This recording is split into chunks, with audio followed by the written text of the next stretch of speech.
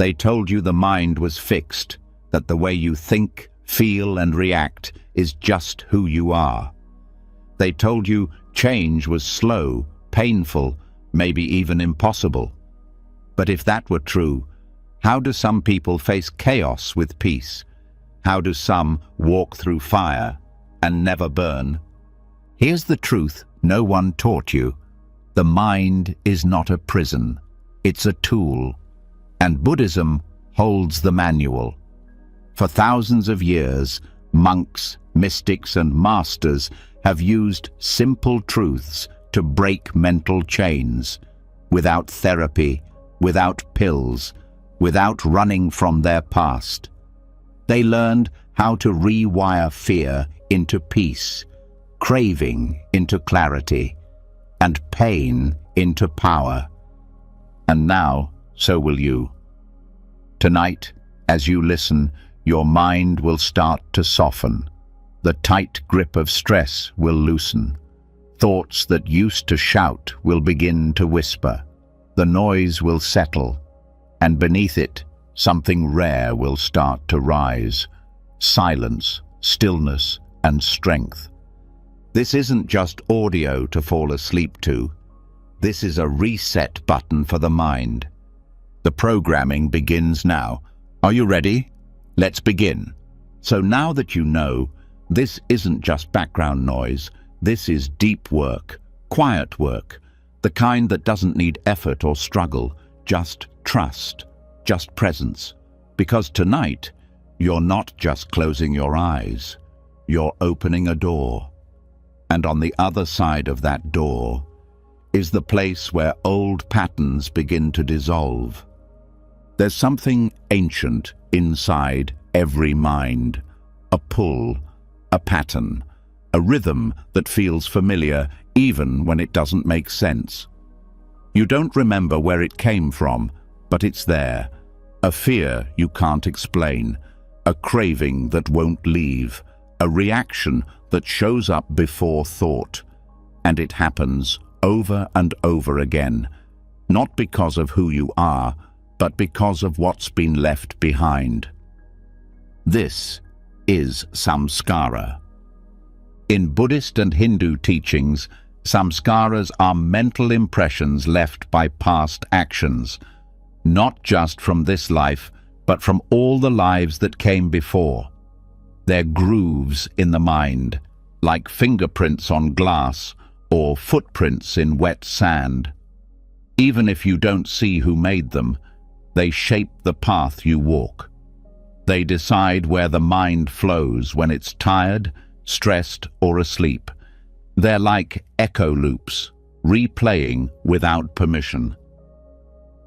And tonight, you're going to begin letting them go, without needing to know where they came from, without needing to fix anything, just through awareness, stillness, and the deep, slow reset of subconscious reconditioning.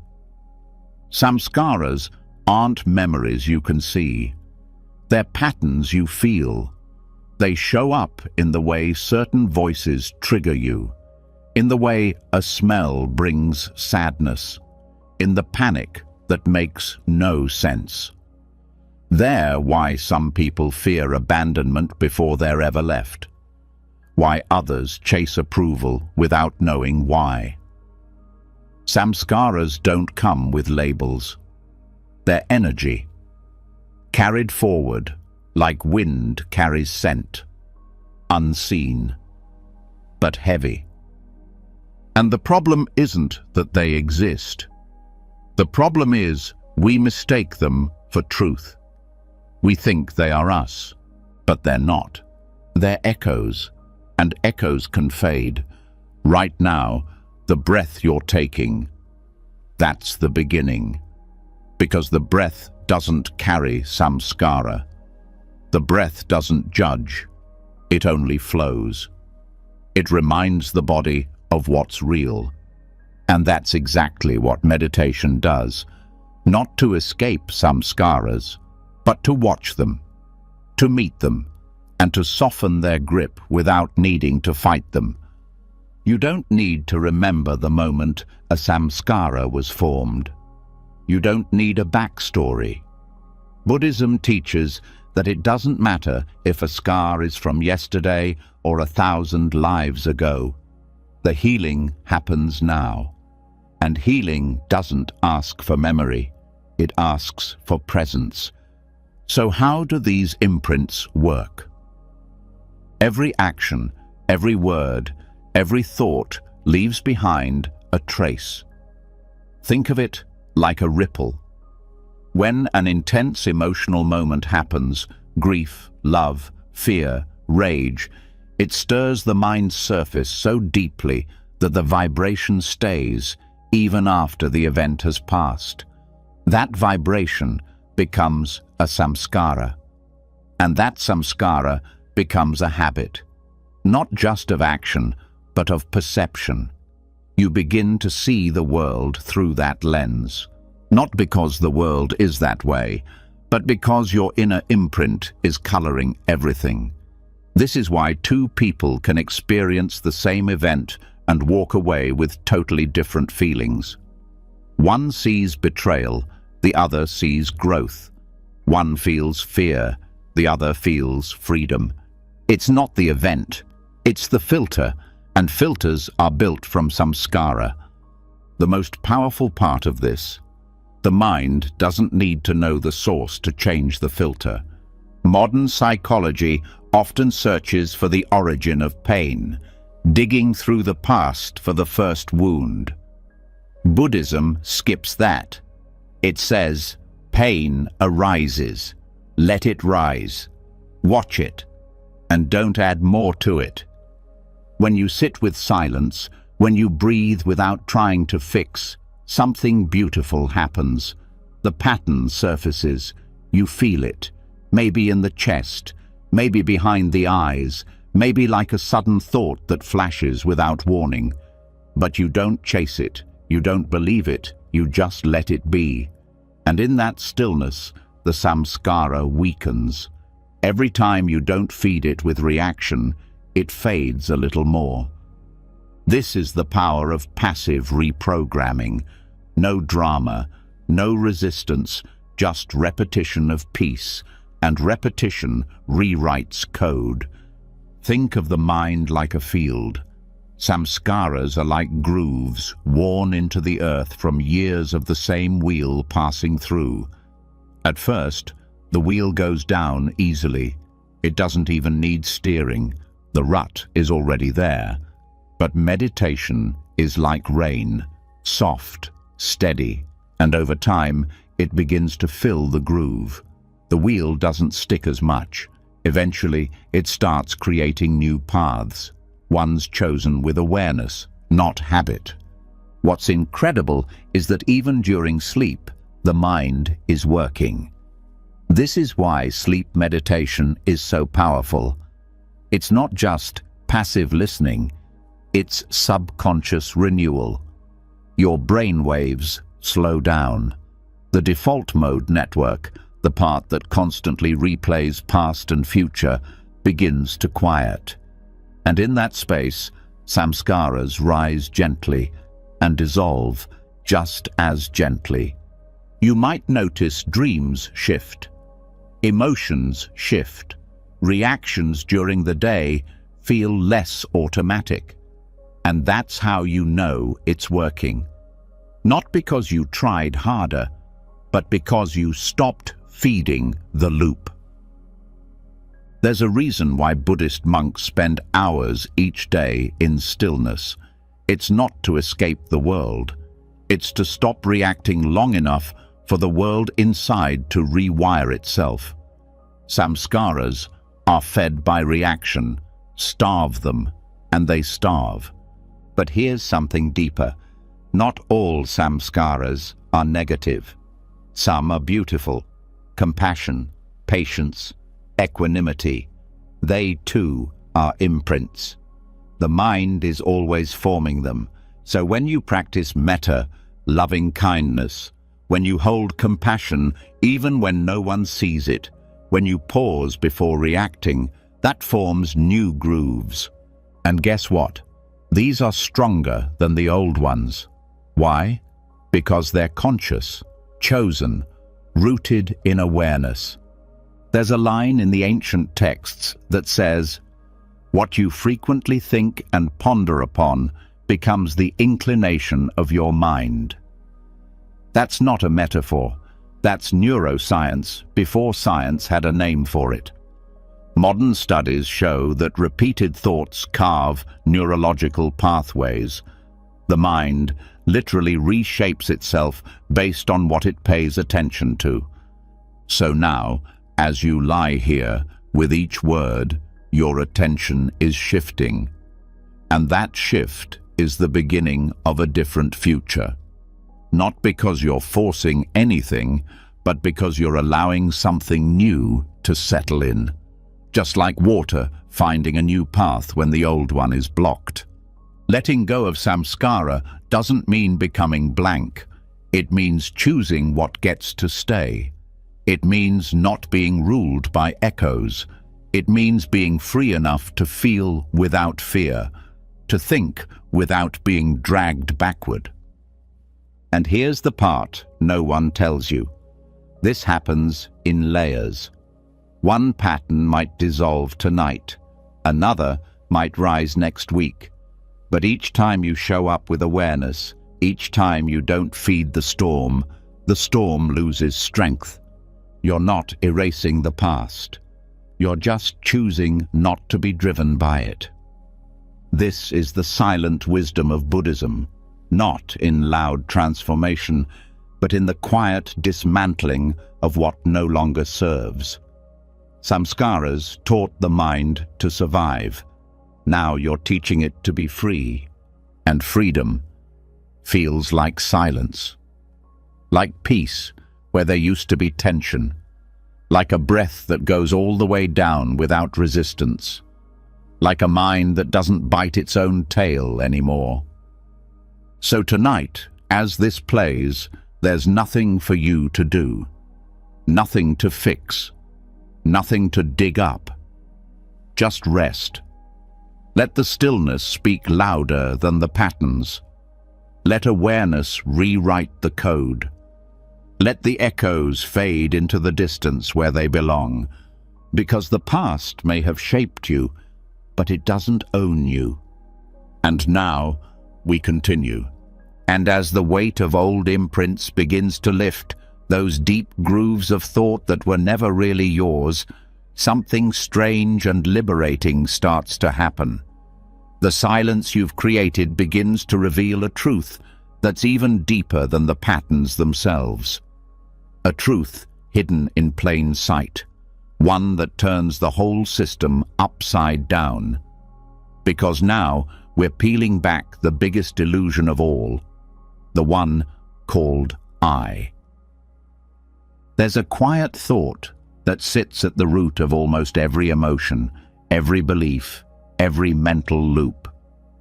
This is happening to me. That one idea, hidden behind every reaction, every plan, every memory. But what if it's not true? What if the me that's reacting is just a story? This is where the concept of emptiness begins. Not emptiness like sadness or loneliness, but emptiness like openness, like potential, like a mirror that reflects everything but holds on to nothing. Emptiness in Buddhist thought isn't something missing. It's something free. Free of fixed identity, free of labels, free of the need to defend or prove or explain. The idea of a solid self is comforting, but it's also the source of most suffering, because when the mind says, "I was hurt, I need to be right, I can't lose," it locks itself into a role, and roles are prisons, even the good ones. Thought loops, those repetitive, sticky narratives that circle endlessly, are almost always powered by identity. Not just any identity, but personal identity. The idea that I am this or I must be seen this way. When someone criticizes, it hurts because the mind says, "That's an attack on me." When failure happens, it becomes, "I'm not good enough." Even success can trap because the ego says, "This must continue or I disappear." This is why breaking thought loops isn't just about changing thoughts. It's about dissolving the I that clings to them. Here's how that works. Buddhism teaches that identity is not a thing, it's a process. A mental construction built moment by moment through perception, memory, comparison, and habit. Like a house built out of fog, it only looks solid if you don't examine it too closely. But the second you pause and observe it directly, it starts to melt. What feels like me is usually just a bundle of sensations, reactions, and old stories stuck together. But when the mind watches those thoughts rise without grabbing them, it sees the gaps. It sees that no thought lasts, no feeling stays, no self remains. This realization is not philosophical. It's liberating, because if I am not fixed, then neither is the pain, neither is the shame, neither is the fear. This is where suffering begins to break apart. Not by force, but by insight.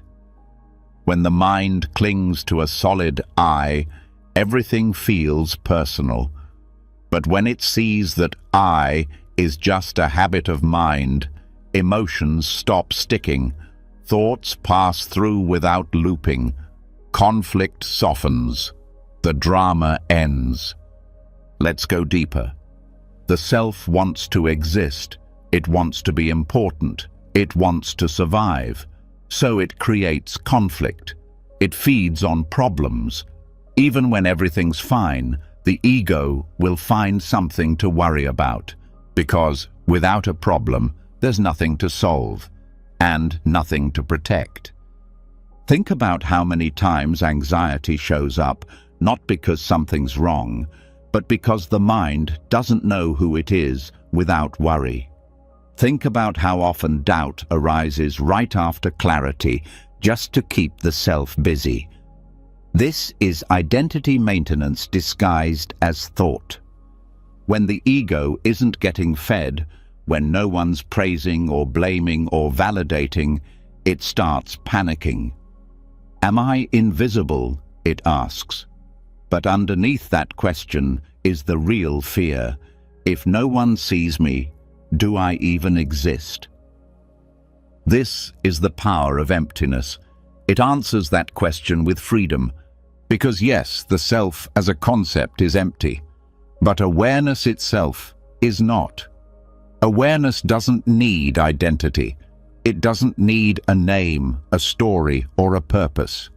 It just is, and it sees without clinging. When this shift begins, even gently, the whole structure of thought changes. Reactions lose fuel, emotional triggers lose weight. The part of the mind that was always defending something relaxes, because there's nothing left to protect. You've probably noticed how some thoughts seem to come with a physical grip. Tight chest, shallow breath, stomach tension. That's the ego holding on. That's the I saying, "This matters, this defines me." But when you bring awareness to that grip, without trying to change it, it begins to soften. Not because you figured it out, but because the self that was clenching begins to dissolve. This is not something you believe in theory. It's something you feel in real time. A lightness, a quiet, a distance from your own voice. And the beauty is, it can happen while you sleep, because the subconscious doesn't need words. It learns through repetition, through space, through silence. As this message sinks in, the mind begins to rewire not by force, but by exposure. Over and over, the idea that I am not this thought settles deeper, until it becomes natural. Thoughts still come, but they don't hook you. You hear them, you feel them, and then they pass. This is what the Buddhists call right view. Not right as in morally correct, right as in aligned with reality. Seeing that identity is a tool, not a truth. Seeing that suffering comes not from what happens, but from the idea that it's happening to me. And when that view takes root, even the hardest moments lose their sting. Criticism becomes sound, failure becomes data, praise becomes wind. Nothing needs to stick because there's no self to hold it. That doesn't mean you become passive or detached. In fact, it's the opposite. You become fully alive, fully here. But without the weight of needing to protect an identity, you respond, you act, you feel. But it's clean, no residue, no clinging. Think of it like this. Most people live like a sticky web. Every thought, every comment, every memory gets caught. The web grows tangled, heavy, and eventually it collapses under its own weight. But when the self is seen as empty, the web dissolves. There's just air. Things pass through. The mind breathes again. This is how emptiness becomes the ultimate mental freedom. Not emptiness as a void, but as clarity. A clarity that doesn't need to control or grasp. It just sees. And in that seeing, everything begins to loosen. Even the way we talk to ourselves changes. That internal voice, the one that says, I can't do this, I'm not enough, I always mess up. It starts to sound silly. Because who is it talking to? If there's no fixed self, then who's failing? Who's not enough? The entire game collapses, and in its place, a quiet confidence rises, one that doesn't need a name. When the identity dissolves, there's no one to impress, no one to fear, no one to prove. And the irony? That's when you become your most powerful self, because you're no longer acting from fear or ego. You're acting from presence. You show up clean, clear, free. And yes, this takes time. It's not a switch, it's a slow melting. But the more the mind hears this, especially in a relaxed state like sleep, the deeper the insight goes. It sinks beneath the conscious mind. It reaches the roots, and those roots begin to loosen. That's how reprogramming happens, not with effort, with surrender, not by building a better me, but by seeing through the illusion of me. There's a teaching that says, when the self disappears, the world becomes light. And that's what's happening here. Each word, each breath, gently dissolving the layers of self that were never really solid to begin with. You're not erasing anything. You're just stepping out of the costume. And what's left? Awareness, peace, spaciousness. A mind that thinks without fear. A heart that feels without defense. A being that simply is. So let it happen. Don't chase it. Don't grasp. Just rest in the knowing that every second of stillness is shifting something deep. Right now, the I that clings is fading. The identity that reacts is softening, and a deeper awareness is rising. One that doesn't need a story. Because what you truly are has never been a thought. It's always been the space beneath them. And once the mind begins to loosen its grip on identity, something unexpected happens. What once felt automatic starts to feel optional. That tension that used to rise so quickly doesn't have the same fuel. The loop that used to pull you under now flickers and passes. not because the world changed, but because the illusion of a fixed self isn't anchoring the reaction anymore. And that's when something deeper begins to reveal itself. The machinery behind thought. The hidden chain that links one mental event to another, not randomly, but precisely. This is the heart of Buddhist insight, the code behind the chaos. And tonight, we go straight into it. In the stillness you're creating now, the mind is finally quiet enough to witness its own workings. This is where the doctrine of dependent origination becomes more than philosophy. It becomes a mirror, a map, a flashlight in the dark. Because once you know how a thought forms, you don't have to be controlled by it. You can pause the loop, unplug the anxiety, disarm the craving, not by pushing it away, but by understanding how it got there. Dependent origination, also called paticca samuppada, teaches that nothing arises on its own. Every mental state, every emotion, every craving, every fear comes from something before it. And that came from something before that. Like links in a chain, each one connected, each one dependent on the last. This is not a spiritual metaphor. This is a psychological engine, and it runs all day, every day, without being seen. But not anymore. In this teaching, the Buddha outlines 12 links, 12 steps that show how suffering is born. Not in some abstract way, in a step-by-step breakdown of how the mind turns a moment into a prison, and how that prison can be walked out of if the process is understood. It begins with ignorance, not stupidity, not lack of education, but not seeing clearly, not knowing the true nature of things. Ignorance here means not realizing that everything is changing, that nothing is solid, and that clinging creates pain. It's the foundation of every mental distortion. It's like looking through dirty glass and thinking the world is blurry, not realizing the lens is the problem. From that, mental formations arise, habits of thought, impulses.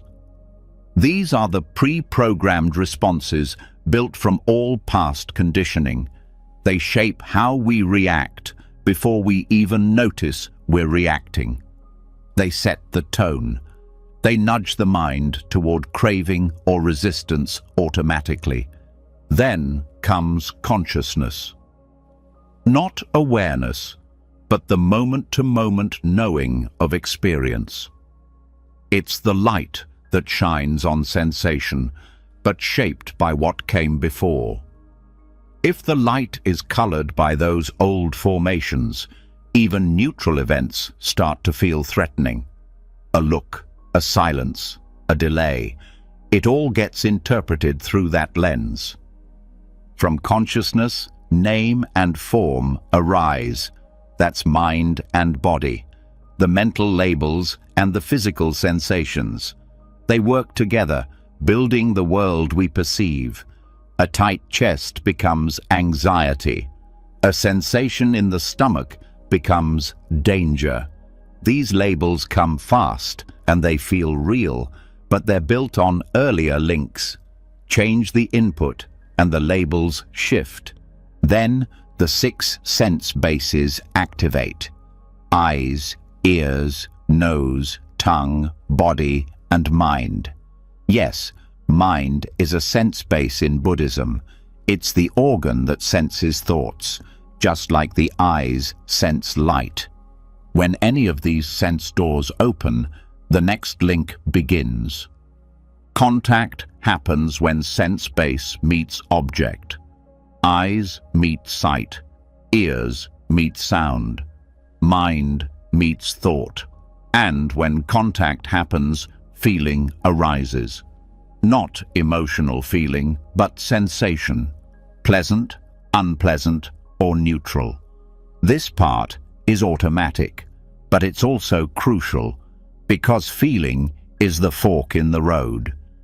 If the feeling is pleasant, craving begins, a desire to keep it. If it's unpleasant, aversion rises, a push to get rid of it. And if it's neutral, ignorance often continues because we don't notice it at all.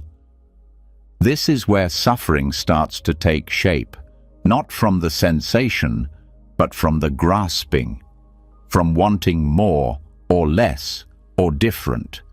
That craving becomes clinging, a deeper attachment. No longer just, I want this, but I need this to be happy. Or worse, if I don't get this, I am not okay. From clinging, becoming arises a sense of identity, the idea that this is who I am now, whether it's the role we play, the emotion we feel, or the belief we hold. It becomes solid. It defines the moment. And then comes birth. Not physical birth, but the birth of the full mental state, the story, the reaction, the action that flows from all the previous links. Once birth happens, the result is inevitable. Old age and death follow, not literal aging, but decay, endings, loss. The suffering that comes from anything conditioned eventually breaking apart. And with that comes grief, despair, sorrow, what the Buddha called dukkha. But here's the power in all of this. At any point in that chain, awareness can interrupt the link. The process is not fate. It's not fixed. It's just habit. And habit can be rewired. Let's break it down. When ignorance is seen as ignorance, clarity begins. Just recognizing this thought is based on an assumption starts the unraveling. When you see that a reaction is just a mental formation, not a truth, it weakens. When you catch yourself labeling a body sensation with fear, you can pause and just feel it. No name, no story, just sensation. At the level of feeling, one of the most powerful practices arises. Mindfulness of pleasant, unpleasant, and neutral. Just noticing this feels good, this feels bad, this feels meh, without clinging or pushing, completely changes the momentum of the chain. Craving doesn't need to follow. You can feel something pleasant and not reach for it. You can feel something unpleasant and not resist it.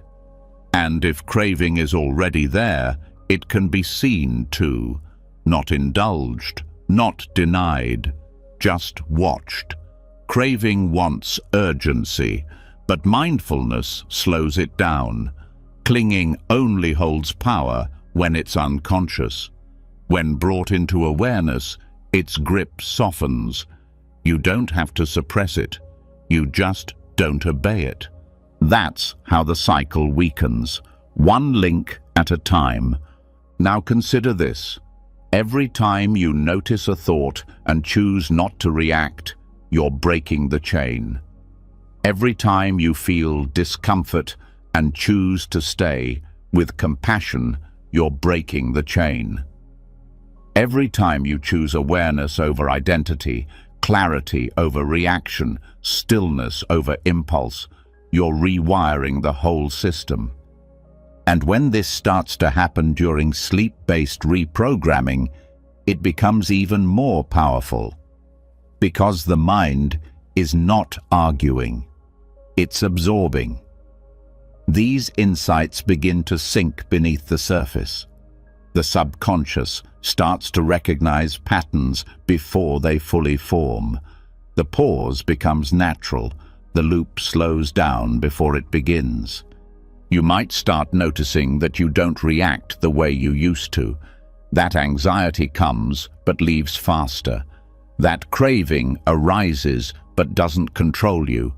That conflict starts, but you don't get pulled in. That's not luck. That's the chain breaking. That's years of mental habit loosening, one soft breath at a time. And you didn't force it, you just saw it, over and over. This is why dependent origination is not just a teaching. It's a tool, a real-time decoder of the mind. It shows you how everything arises and how nothing has to continue, and it gets even deeper. Because this chain doesn't just explain suffering, it explains identity, behavior, emotional addiction, trauma cycles. It shows how a single trigger, like a word or a glance, can ripple through all 12 links in seconds and create a full-blown spiral. But with awareness, those 12 links can turn into 12 gates, each one a chance to return to presence. This is how deep the mind can go, and how simple the freedom is. It's not about removing pain. It's about removing the illusion that pain must lead to suffering. It's not about controlling thoughts. It's about seeing them clearly enough that they don't control you. Each night you listen, this understanding goes deeper. The mind learns not just intellectually, but viscerally. It rewires, not because it's told to, but because it's finally seeing how it's been fooling itself all along. There's no need to memorize the links. Just remember this.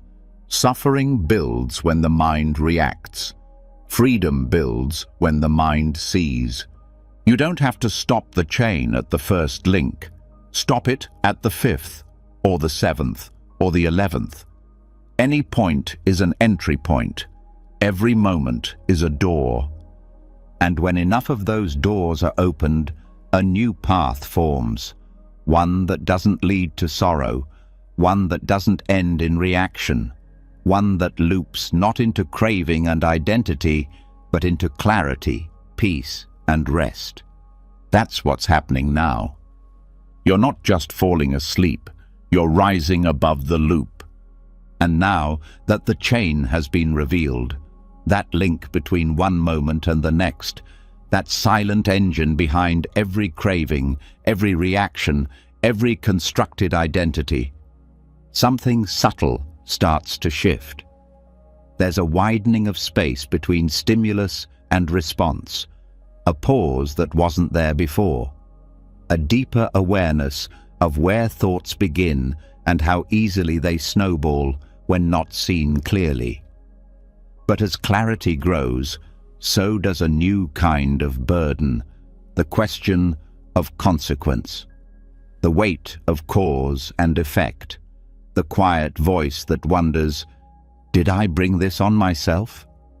And tonight, that weight begins to lift.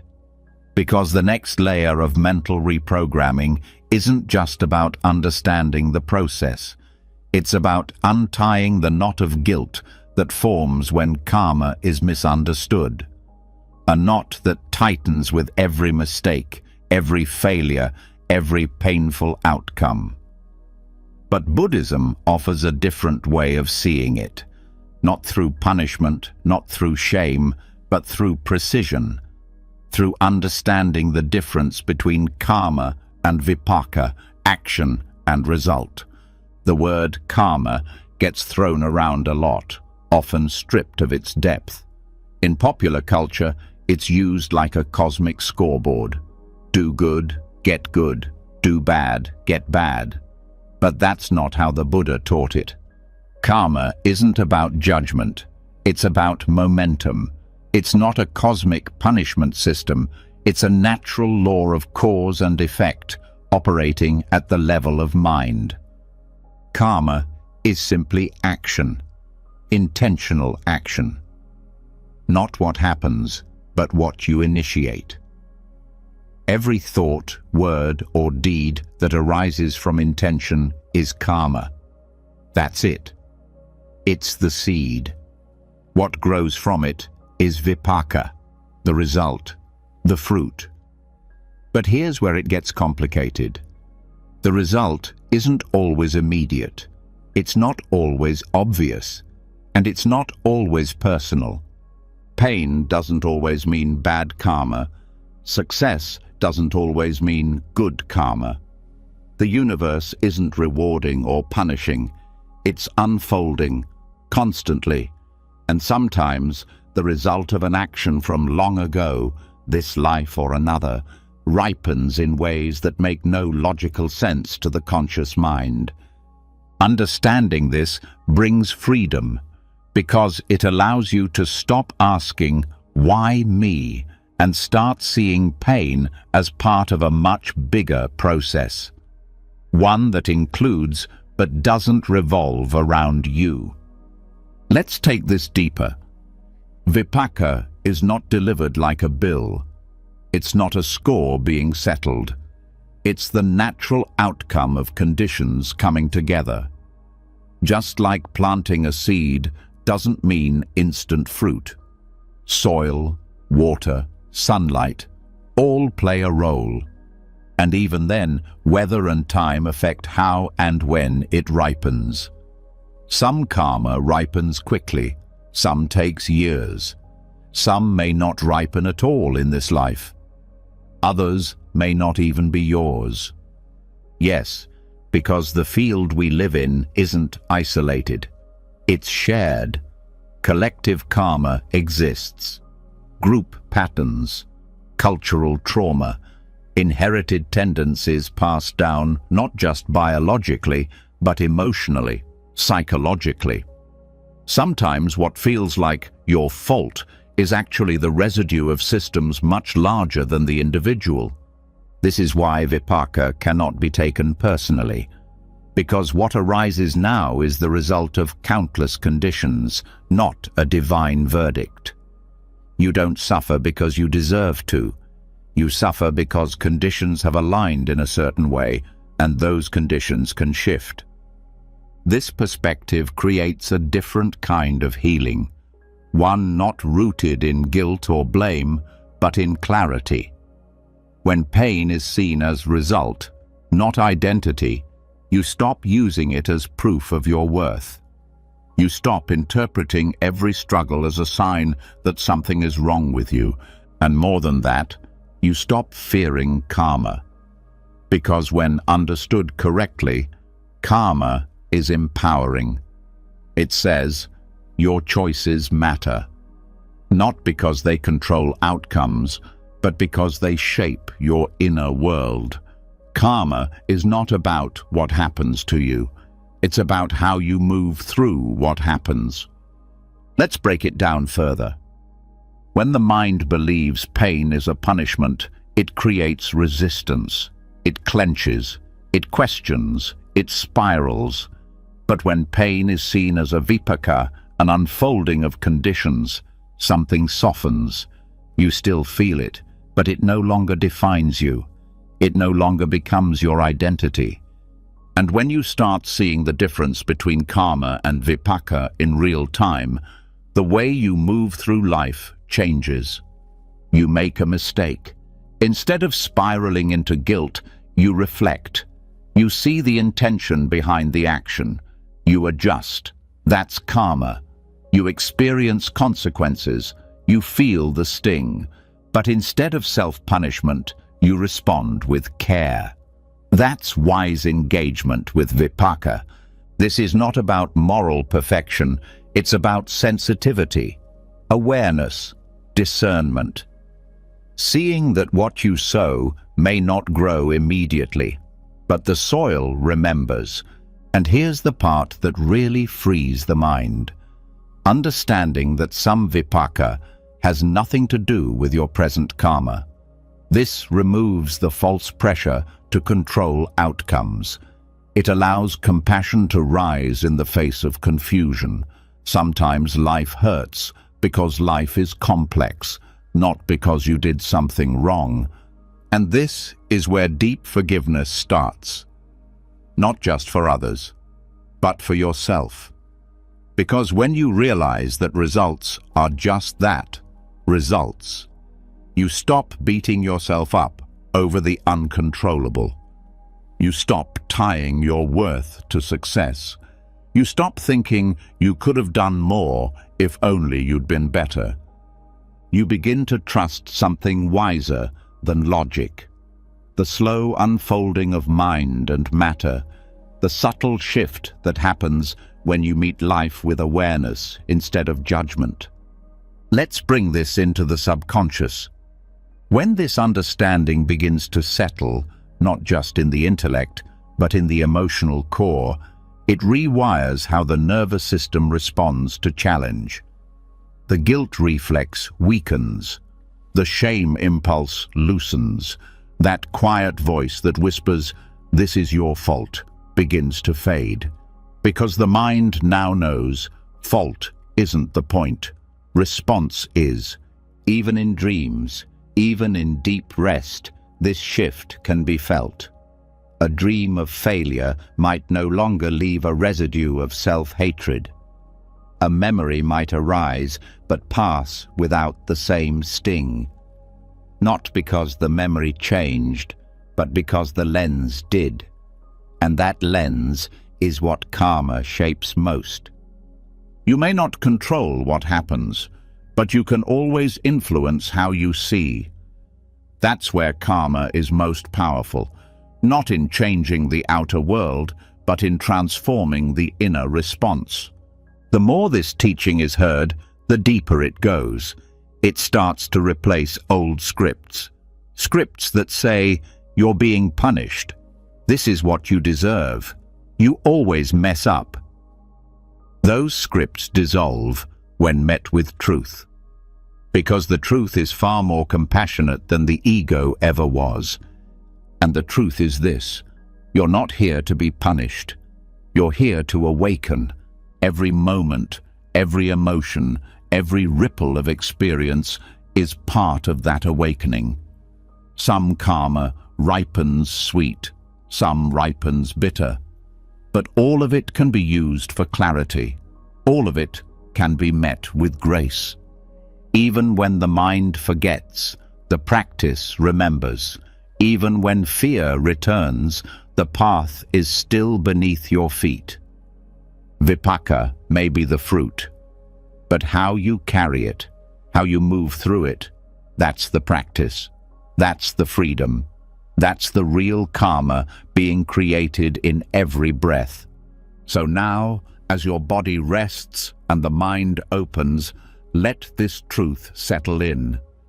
Nothing that's happening to you is final. Nothing defines you. Pain is a visitor. Guilt is a shadow. And the only thing that matters now is presence. Presence sharpens karma. Awareness softens vipaka. And the more you stay with both, the lighter the path becomes. This is the shift, from blame to understanding, from resistance to acceptance, from guilt to wisdom. And now that the burden of guilt has begun to lift, that old misunderstanding of karma as punishment replaced by the clarity of cause and unfolding, a deeper softness begins to enter. A space opens inside the mind, no longer defending, no longer blaming, just ready. Ready to feel without fear. Ready to experience life not as something to survive, but something to meet with dignity. That readiness is where the next layer begins. Because once the mind is no longer spinning in shame, it becomes teachable.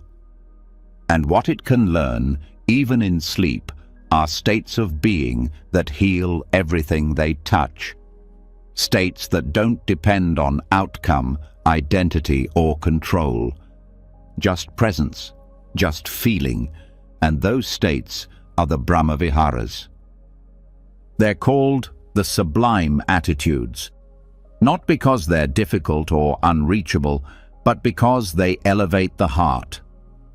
4 states of mind so pure, so clean, that when practiced regularly, They reshape everything: how thought forms, how the body reacts, how the world is perceived. They're not moods, they're not emotions, they're dispositions of consciousness. And when introduced during sleep, when resistance is low and receptivity is high, they begin to etch new grooves into the emotional core. The first is loving kindness, a deliberate choice to wish well, not based on feeling, but on intention. It is not liking, it is not sentiment. It is the quiet, powerful wish: may you be well, may I be well, may all beings be well. This simple phrase, repeated softly in the background of the mind, becomes a kind of emotional DNA.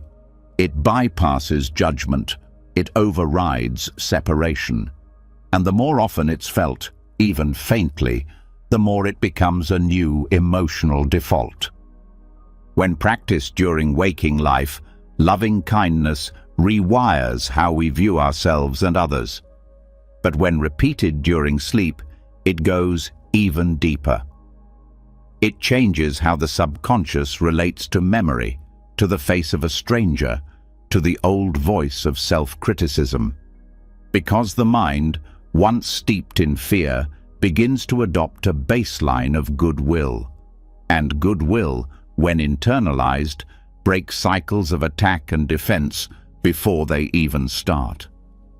The second state is compassion, not pity, not sadness, but the willingness to feel another's pain and still wish them peace. It's the heart's response to suffering, and it includes the self.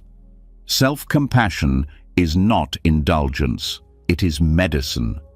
When practiced deeply, it dissolves the sharp edge of perfectionism. It neutralizes the reflex to punish, and it allows healing to unfold, not by force, but by warmth. What makes compassion so powerful is that it doesn't wait for conditions to be right. It doesn't require understanding, apology, or resolution. It just moves toward pain with gentleness. When this state is invited into sleep, the effect is astonishing. The subconscious begins to interpret difficult memories through a softer lens. Forgiveness becomes less effort, more release. Dreams become less conflict, more repair. Compassion doesn't erase boundaries, it just keeps them clean. It allows you to say no without anger, to walk away without hate, to remember pain without carrying it like a shield. In the language of the mind, compassion speaks softly, but rewrites loudly. The third state is empathetic joy, a rare and radical thing. It is the happiness felt for another's success, beauty, or growth, not as comparison, but as celebration. It is the opposite of envy. It is what clears the heart of scarcity, and it's one of the hardest attitudes to access in daily life because it requires trust. Trust that someone else's gain is not your loss. Trust that goodness is not a limited resource. But when this state begins to arise, even in small moments, it signals a massive shift in the emotional landscape. The competitive mind loosens, the inner critic weakens, and the capacity to feel joy increases. Not because life got easier, but because the heart became more open. Practicing empathetic joy in sleep is one of the most effective subconscious rewiring tools. Why? Because during rest, the ego's comparison software is paused. The mind is less guarded, more absorbent. When positive affirmations around shared joy are introduced gently, I rejoice in the happiness of others. May all beings know success and peace. They begin to replace the deep scripts of inadequacy. This rewiring is not intellectual, it's emotional. The nervous system begins to relax around other people's wins. The smile comes faster. The sense of threat, of lack, begins to fade. And what remains is spaciousness, the kind of emotional maturity that doesn't just endure life, it celebrates it. The fourth and final sublime state is equanimity. Balance, not indifference, not detachment, but the ability to remain steady through change. Equanimity is the quiet strength that doesn't resist the wave, but knows how to float through it. It's not cold, it's clear, it's not withdrawn, it's wise. Equanimity teaches the mind that not every impulse needs reaction, that not every storm requires shelter, that peace is not found in avoiding life, but in standing still while life moves around you. This state is the anchor. And when introduced during sleep, especially after the mind has already softened through the previous three states, it begins to lay the foundation for long-term inner stability. Emotional reactivity decreases. The peaks and valleys of mood become more navigable. The mind, once easily thrown off balance by praise or blame, begins to stay centered. What makes equanimity so powerful is its neutrality. It doesn't push or pull, it allows, and in allowing, it frees. Each of these states works together. Loving kindness opens the heart. Compassion gives it depth. Empathetic joy gives it expansion. Equanimity gives it strength. When all four are practiced, even passively, even during sleep, they begin to form a new emotional compass. One that doesn't swing wildly with circumstances, one that doesn't collapse under criticism or inflate with praise. They don't need to be felt intensely to be effective. They just need to be invited.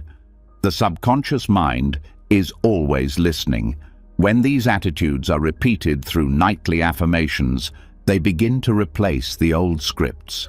Scripts like, I'm not good enough, they're better than me, I can't forgive, I always mess up.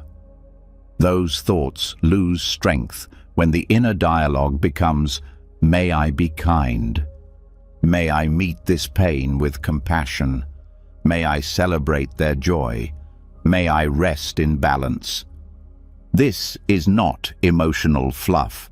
This is deep psychological training.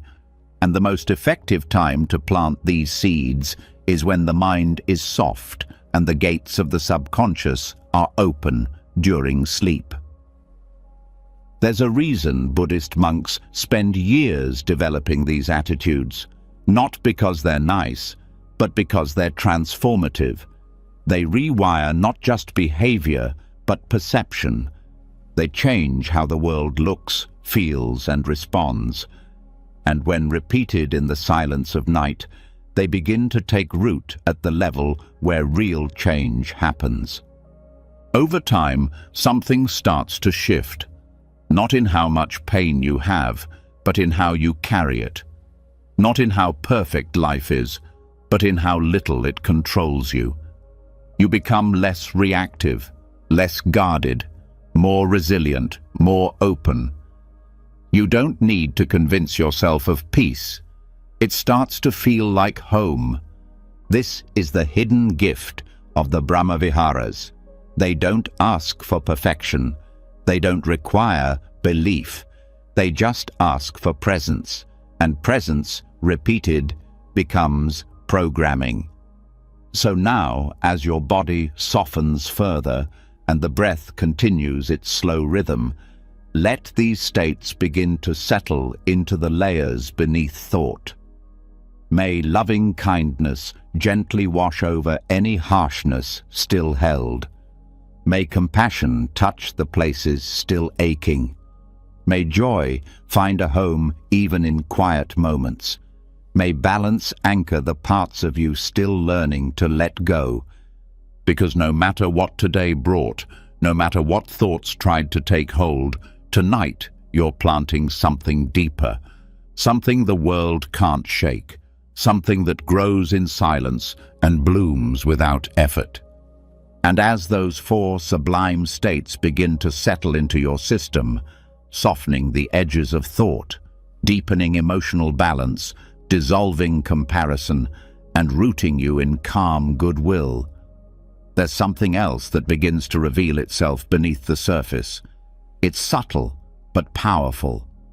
It's the quiet realization that all these mental states, all this reconditioning, all this progress, is happening without a solid you controlling it. The transformation is real.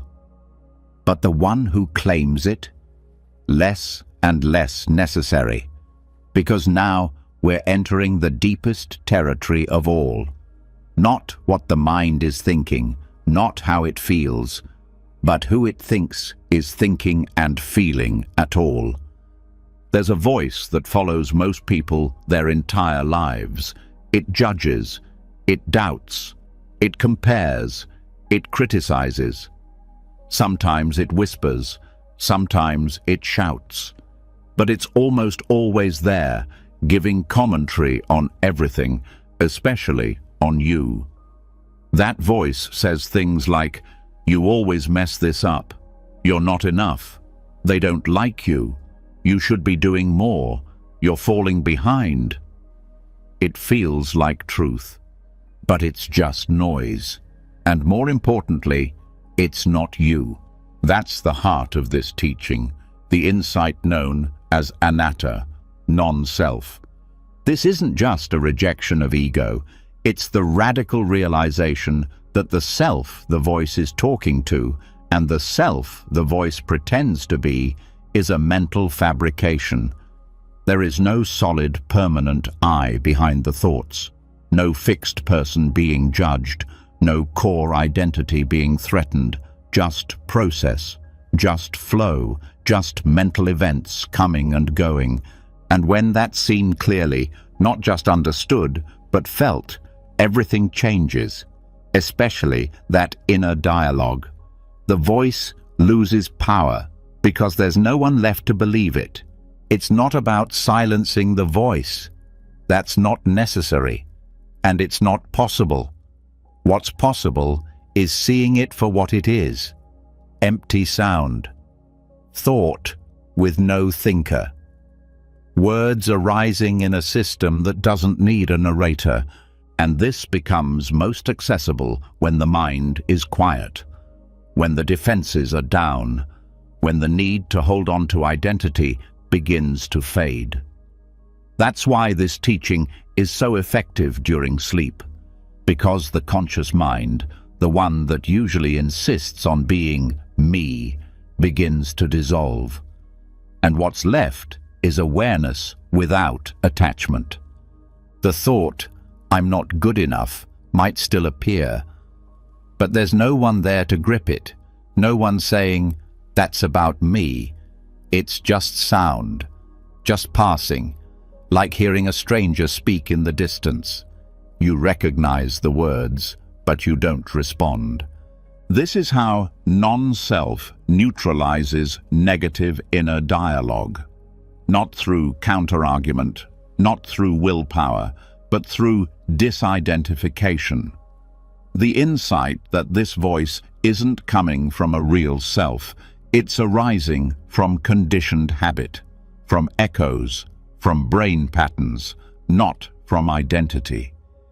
Every moment that insight deepens, the voice gets weaker, not quieter, weaker. It loses influence. It may still appear, but it doesn't land. The body doesn't flinch. The heart doesn't clench. The breath stays steady. Non-self is not emptiness in a hollow way. It's freedom. It's not nihilism. It's clarity. It means there's nothing to protect, nothing to prove, nothing to defend. And that's what disarms the voice that feeds on defense. Most people live in reaction to this voice their entire lives. They build careers to prove it wrong. They chase relationships to feel validated. They avoid risk to prevent it from saying, "I told you so." But once you see the voice as just thought and the self it talks to as just a shadow, all of that effort begins to fall away. What's left is stillness. Stillness doesn't argue with the voice, it outlasts it. And the more the voice speaks into stillness, the more ridiculous it begins to sound. "You're a failure," it says. But there's no one failing, just effort, just motion, just learning. "You should be ashamed," it says. But there's no fixed person who owns the past. Just memory, just conditioning, just causes and effects playing out in awareness. This is what non-self reveals, that the voice is speaking into a void, and when there's no one to listen, it fades.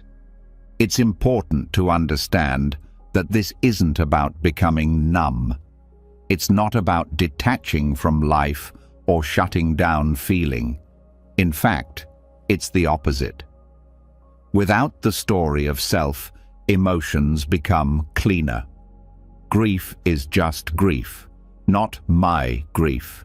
Anger is just anger, not a threat to identity.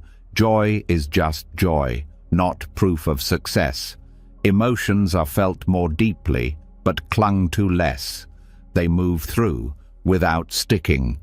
This is the subtle transformation that happens when the mind begins to live without I. And it's not dramatic. It's not loud. It's gradual, but steady. Like fog lifting, like ice melting, one mental contraction at a time. And each night, this insight is repeated. Each time the words sink into the subconscious, the illusion of self loses just a little more strength. The brain begins to unpair the voice from the identity. It begins to treat thoughts like weather, temporary, shifting, and impersonal. So when you hear the thought, "You're not doing enough," it might still come. But now it's followed by space.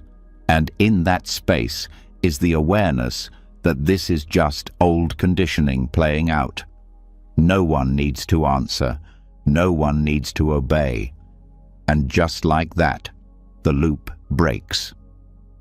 The ego thrives on urgency, on making everything personal, on turning every thought into a threat. But the teaching of non-self gives you an exit, not from life, but from the illusion of being trapped inside it. You begin to operate from clarity, not protection. From peace, not performance. From presence, not narrative. And this transformation isn't limited to sleep. It leaks into the day. You speak less defensively. You move through conflict with less friction. You make decisions with less second-guessing. Not because you became more confident, but because there's no self to protect. Just awareness choosing, adjusting, flowing. Even the body begins to respond. Tension patterns shift. The shoulders drop. The jaw relaxes. Breathing deepens. Because when there's no me at the center of the storm, the system doesn't need to brace for impact. This is the heart of true reprogramming. Not just changing what you think, but loosening who you think you are, and letting that space fill with something truer, something softer, something that doesn't argue with pain, but holds it with wisdom.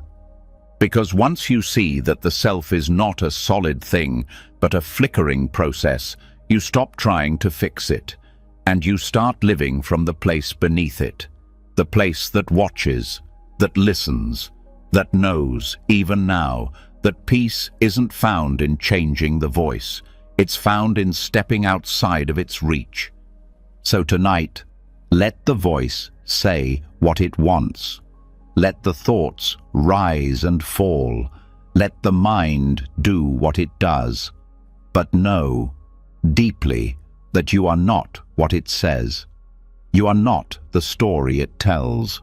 You are not the self it defends. You are the silence behind it. And now we continue. And as the illusion of self dissolves quietly into the background, no longer driving the narrative, no longer defending its position, what's left is something rare: stillness without tension, awareness without noise. The voice that once seemed so urgent now fades into the hum of passing weather. And within that silence, something deeper stirs. Not a thought, not a belief, a state, a place the mind can enter when it no longer clings. A place so calming, so steady, it begins to reset everything it touches. This is not daydreaming. This is not sleep. This is absorption. This is jhana. And it's where the mind begins to heal from the inside out. Jhana is one of the most powerful yet overlooked tools in Buddhist meditation. It's not a mystical escape. It's not about visions or revelations. It's the natural byproduct of focused awareness and inner stillness. When the mind stops scattering itself across distractions, when it no longer reacts or chases or judges, it starts to settle. And if it settles deeply enough, it drops into a new kind of awareness. One that's unified, one that's quiet but intensely alive. This is jhana. There's nothing forced about jhana. You don't chase it. You create the conditions and it arises. And those conditions are simple: steady attention, relaxation of effort, continuous presence. It's like tuning an instrument. Once the pitch is right, harmony happens on its own. The mind finds a new frequency, and that frequency starts to recalibrate everything below the surface. What's unique about jhana is how physical it feels, even though it's a mental state. The body begins to quiet, but not in sleep. Muscles soften, breath slows, heart rate stabilizes, and inside that physical silence, the brain begins to shift gears. Studies on deep meditative states show changes in brainwave activity that mirror the restorative functions of REM sleep, but with more clarity, more awareness, and more emotional regulation. During REM sleep, the brain processes memory, sorts emotion, recalibrates mood. In jhana, similar work happens, but without the chaotic dreaming. Instead of random firing, there's focused healing, neurological repair, emotional settling, mental spaciousness. It's not passive, it's not dissociation, it's active stillness. And the longer the mind can stay in this state, the more the system begins to rewire. Jhana is also deeply tied to the breath, not breath control, but breath awareness. The breath becomes the anchor. The whole body-mind system learns to ride the rhythm of the breath without interfering. And over time, this shifts the nervous system out of survival mode. Stress response fades, cortisol levels drop. The mind learns that peace is safe, that stillness is sustainable. This matters, especially for subconscious reprogramming, because you can't rewire a mind stuck in fight or flight. You can't introduce new patterns to a brain that's still bracing for impact. Jhana opens the door. It's not about willpower. It's not about effort. It's about entering the exact state where change can happen naturally, without resistance. And this doesn't require years in a monastery. It starts with small windows of focused attention. The key is continuity. Letting the attention rest gently but steadily on one point, like the breath or a sound or the feeling of awareness itself. Not trying to do anything with it, just staying, just being. And when distractions arise, returning, without judgment, without analysis, just return. Eventually, the returning fades. There's less to come back from. The mind stays longer, attention deepens. The outer world fades, but not from sleep, because awareness remains. That's the entry into jhana, a place where the thinking mind steps back and a quieter knowing takes its place. Inside jhana, there is no narrative, no story, no self-concept, just presence. And from that presence, deep recalibration begins. Emotional loops unwind. Old triggers lose their grip. The mind's need to obsess over past and future softens because it finally knows what it feels like to just be. This is why monks treat jhana as medicine, not escape, not entertainment. Medicine for the mind, the heart, the nervous system.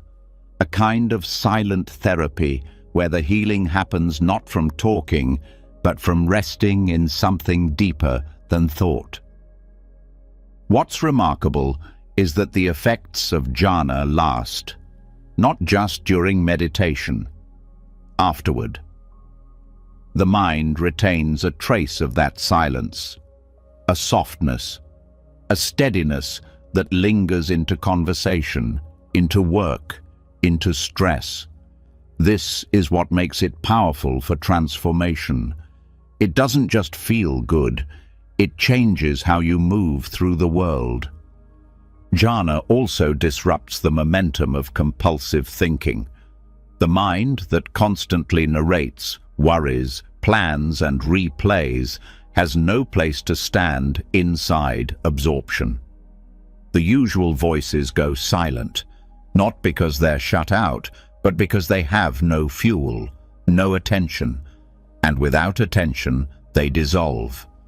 This is essential for subconscious reprogramming, because those voices, the inner critic, the doubter, the worrier, are not just habits, they're neural grooves, and jhana gently smooths those grooves out, not by force, but by absence, by withholding energy from the loops that no longer serve you.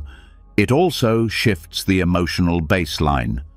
Most people live with a background frequency of restlessness or low-grade anxiety.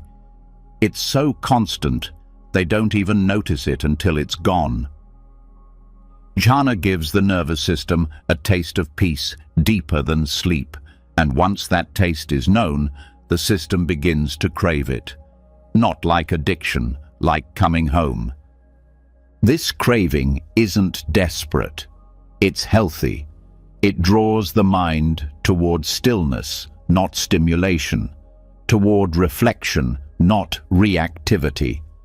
And this begins to influence everything: what you read, how you speak, the people you're drawn to.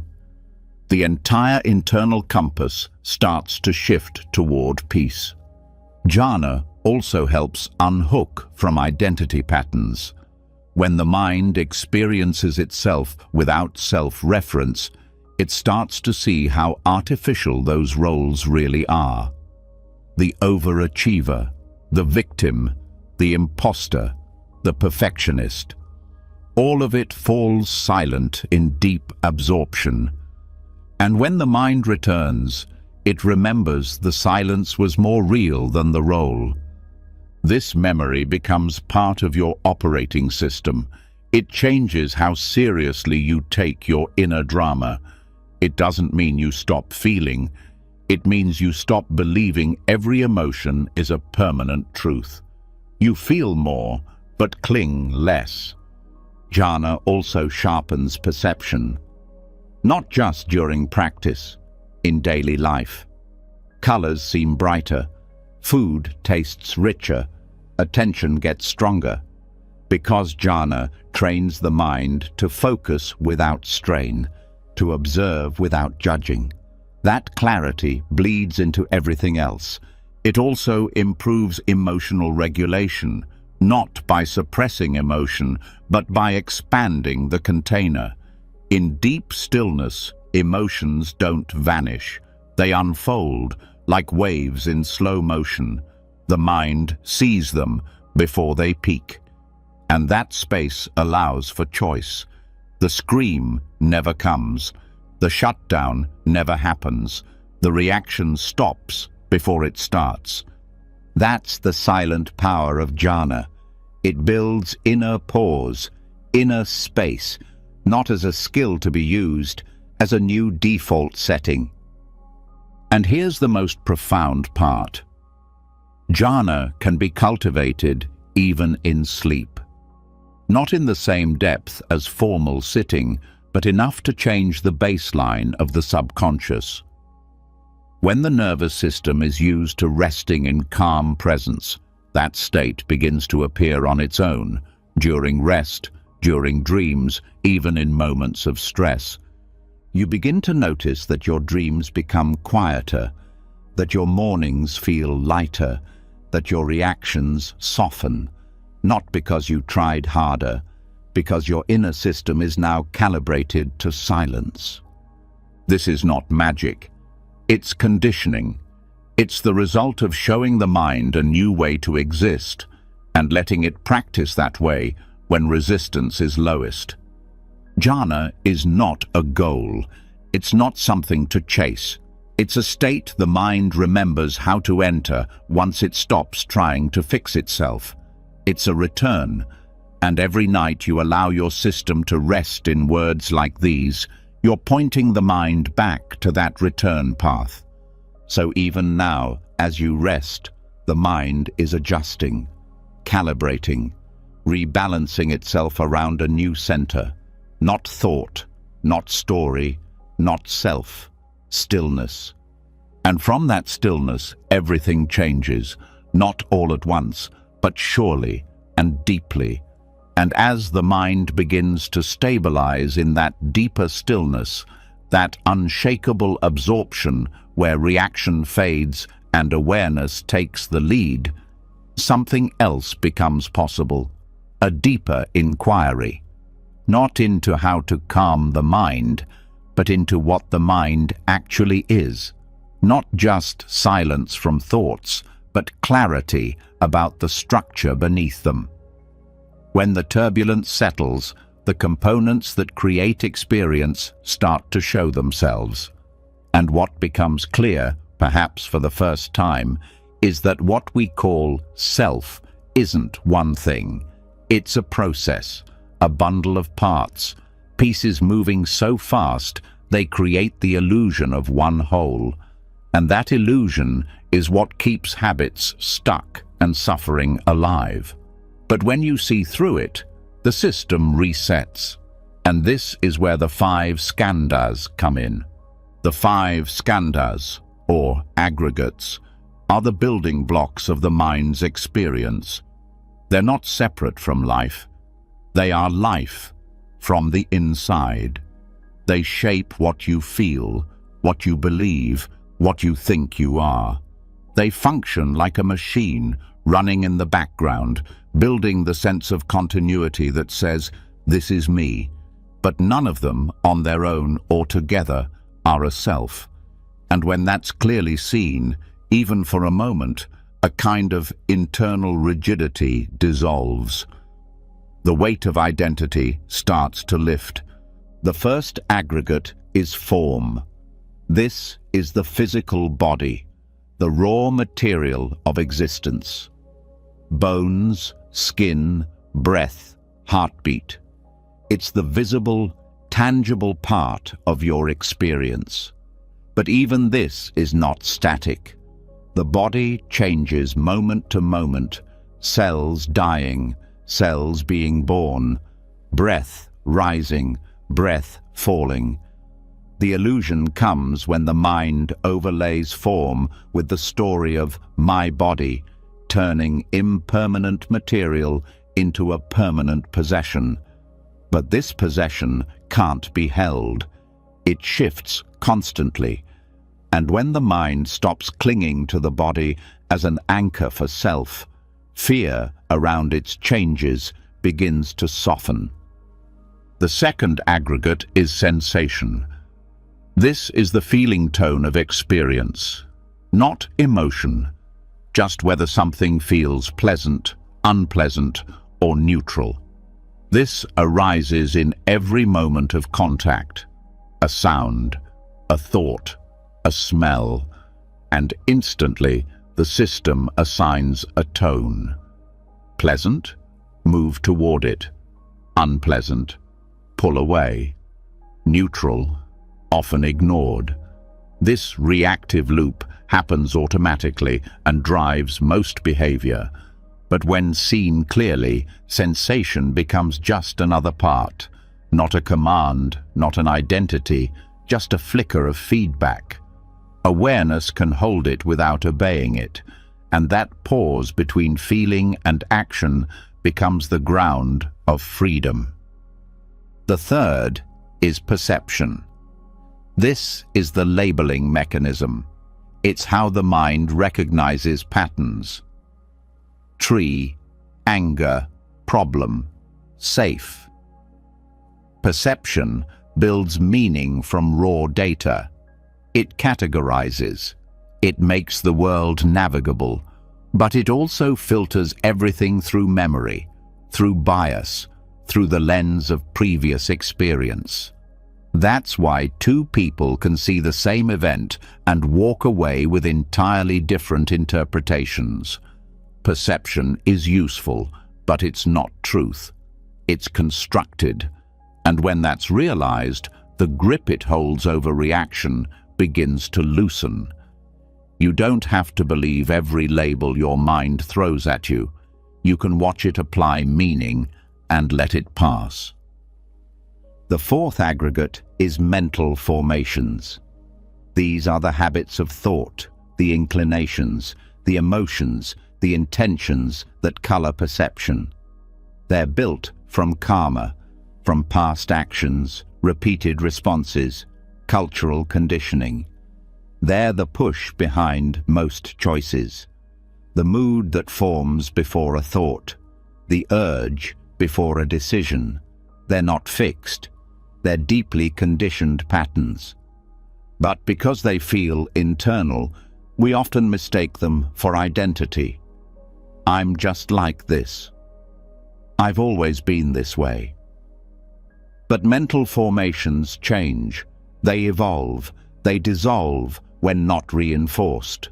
When the mind sees them arise and chooses not to react, they start to fade. This is where reprogramming takes root. The fifth aggregate is consciousness. This is awareness itself, but not pure awareness. It's the awareness that arises with a specific object. The knowing of a sight, the hearing of a sound, the awareness of a thought. It's tied to contact, and it changes with it. Consciousness is not one thing. It arises and passes based on conditions, but it moves so fast it appears continuous. That illusion of constant awareness creates the idea of a stable me. But when consciousness is observed closely, it reveals its shifting nature. One moment knowing sound, the next knowing breath, then thought, then emotion. A dance of knowing, but not a knower. Together, these five aggregates build what feels like a person. But they're not a person. They're processes, events, functions. And when any one of them is examined closely, it's seen to be empty of self. This emptiness is not nothingness, it's freedom. It means these aggregates don't own you, they don't bind you, they arise, they pass, and they can be met without fear. When the mind begins to see this, not just in theory, but through direct experience, identity starts to soften, reaction slows down. The compulsion to control everything fades, because the system stops defending a solid self that was never there. This insight also has profound implications for habit change. Most habits are built on the illusion of self. I always do this. I'm someone who struggles with that. But those sentences are just shorthand for a pattern of aggregates, a sensation, a perception, a mental formation, a reaction, all of which are impermanent. When they're no longer tied together by the idea of I, they become flexible, changeable, open, and this is exactly how mental habits reboot. Not through pressure, but through spacious awareness. When you see that what you call yourself is just the 5 aggregates interacting in real time, the grip of shame, doubt, fear, pride, all of it begins to loosen. Even pain becomes more workable. Physical pain is seen as sensation, not identity. Emotional pain is recognized as mental formation, not evidence of a broken self. Thoughts of despair or anxiety are noticed as movements of consciousness, not signs of failure. This shift doesn't remove difficulty, but it removes the extra suffering created by the belief in a solid me who is failing, broken, or stuck. The 5 aggregates also help dissolve future fear, because when you realize that there is no fixed self continuing into tomorrow, just an ongoing flow of changing conditions, there's nothing to protect, nothing to preserve. The mind relaxes into each moment, knowing that what it experiences now is not a permanent version of anything, just passing formations. This insight is especially powerful during deep rest and sleep-based reprogramming, because the subconscious often clings to continuity. It's the basis of most anxiety, the belief that who I am now will always feel this way. But when the aggregates are gently introduced during rest, through language, tone, repetition, the mind begins to let go of that belief. It starts to process fear as temporary. It holds sadness without bracing. It experiences thoughts without inheriting them. This opens space for new patterns, a new relationship to memory, to identity, to emotion. One based not on ownership, but on observation. Over time, even trauma is reframed. The event remains, but the I that holds it dissolves. The experience loses its grip because the container shifts. It's not suppression, it's not forgetting, it's spacious release. This is how the 5 aggregates function, not just as a description of experience, but as a path to liberation. When you stop identifying with any one of them, you stop suffering over their changes. And when you stop suffering over change, you become free. Each night this is heard, each time these words land in a soft and open mind, the system begins to rebuild itself, not around me, but around presence, around impermanence, around insight. And that insight becomes action. You stop speaking from fixed roles. You stop expecting others to stay the same. You let yourself evolve. You let others grow. You hold the world with less judgment because you see everything as process. Even sleep begins to change. Dreams become less about drama, more about release. The mind stops playing the same internal movies. because the cast and crew are gone. What's left is awareness, spacious, soft, free of narrative. That freedom is not theoretical, it's physiological. The body holds less tension, the breath opens, the jaw unclenches, the heart beats quieter, all because the mind stopped clinging to the illusion that there's a single, solid self holding it all together.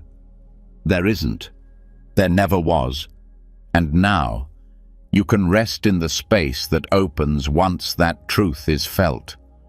And once the illusion of a fixed self falls apart, once the five skandhas are seen clearly as processes instead of a person, the mind no longer tightens itself into roles.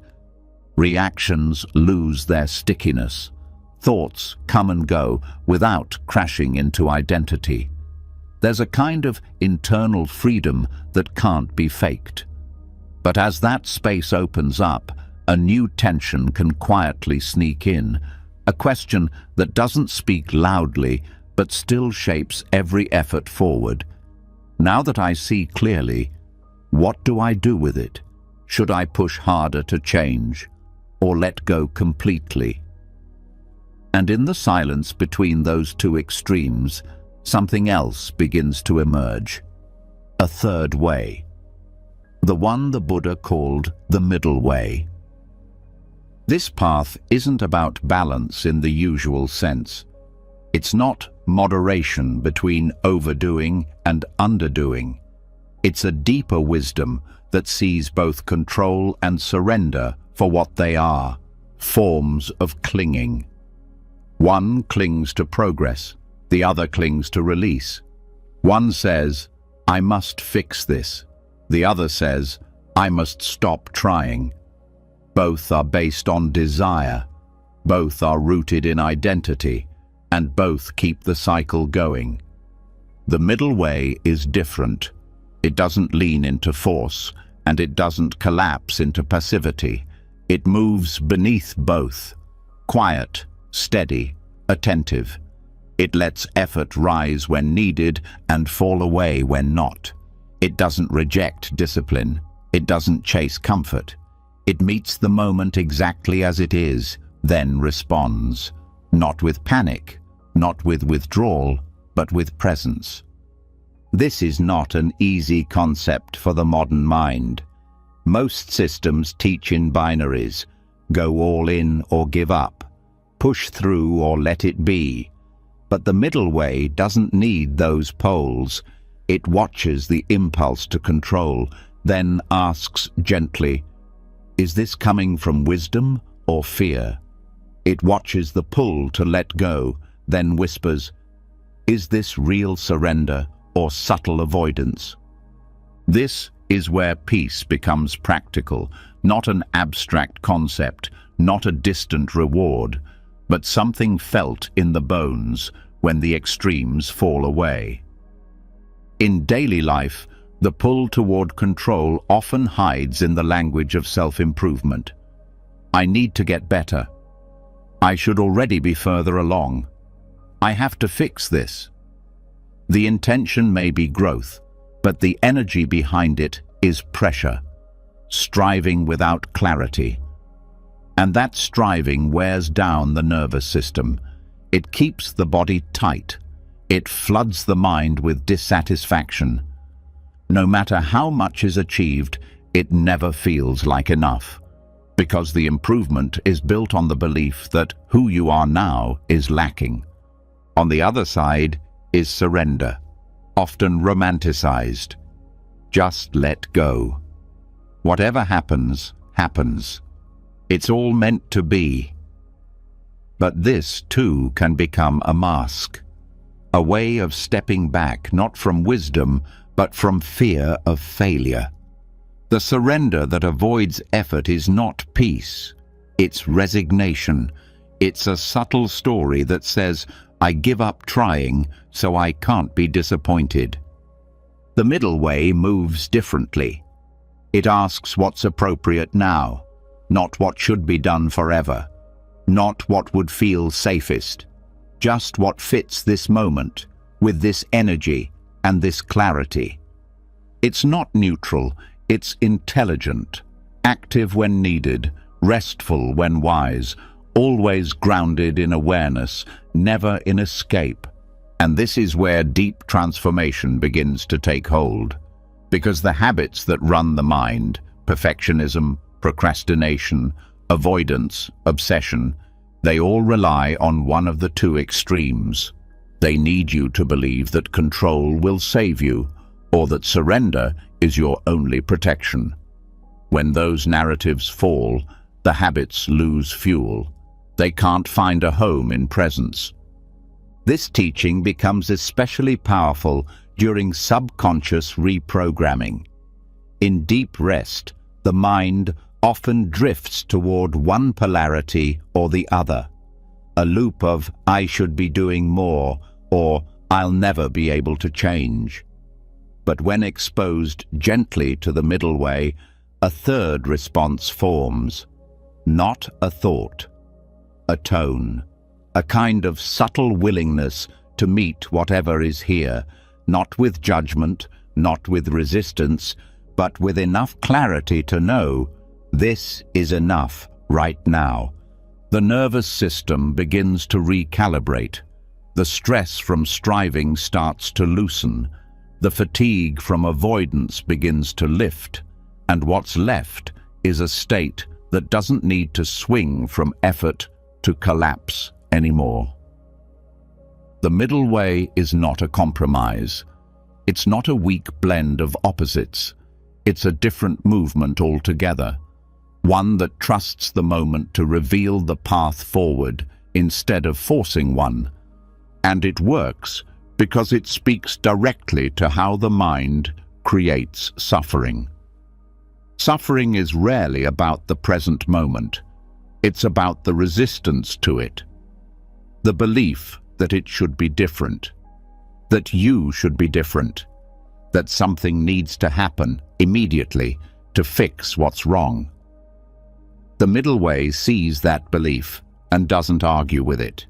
It simply doesn't obey it. That refusal to obey the extremes becomes a new kind of strength.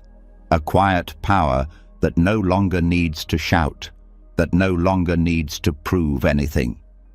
It's the strength of being aligned, not pulled. In practice, it looks like this. You sit to meditate. The mind wanders. The old voice says, "You're not doing this right. Focus harder." Another voice says, "Why bother? Just let it go." The middle way steps in and says, "Just return." No guilt, no drama, just return. You face a difficult emotion. One part wants to suppress it, another part wants to drown in it. The middle way holds the feeling without collapse, without pushing it away. It says, "This too belongs. Let it be felt. Let it move." You set a goal. One impulse says, "Crush it. Hustle. Never stop." Another says, "It's too much. Just surrender." The middle way moves one step forward without attachment to the result. It doesn't seek to win or avoid losing. It seeks to act wisely, here and now. This path doesn't make you passive. It makes you precise. You don't waste energy on extremes. You don't live on edge. You live inside the moment, not ahead of it or behind it. And slowly, the mind begins to trust this path. The subconscious sees that things get done. Growth happens. Emotions pass. Without pressure, without panic, without retreat. That trust becomes the foundation for deeper change. Because when the mind trusts, it stops needing to control. When it trusts, it stops fearing surrender. It sees both as tools, not identities. Even identity itself begins to shift. You're no longer the achiever, no longer the spiritual avoider. You're simply here, responding with clarity, listening with care, moving with enough energy to match the moment, but never more than needed. And that is freedom. That's what the middle way offers. A life that doesn't swing, a mind that doesn't fight itself, a heart that doesn't overcompensate or shut down. This doesn't come all at once. It builds with every breath that meets the moment instead of resisting it, with every pause that interrupts the urge to control, with every gentle return to presence after the temptation to give up. This is what you're practicing now, just by listening, just by resting in this space. The words don't need to be analyzed. They don't need to be memorized. They are seeding something deeper, a new response to life, one that no longer swings between effort and collapse.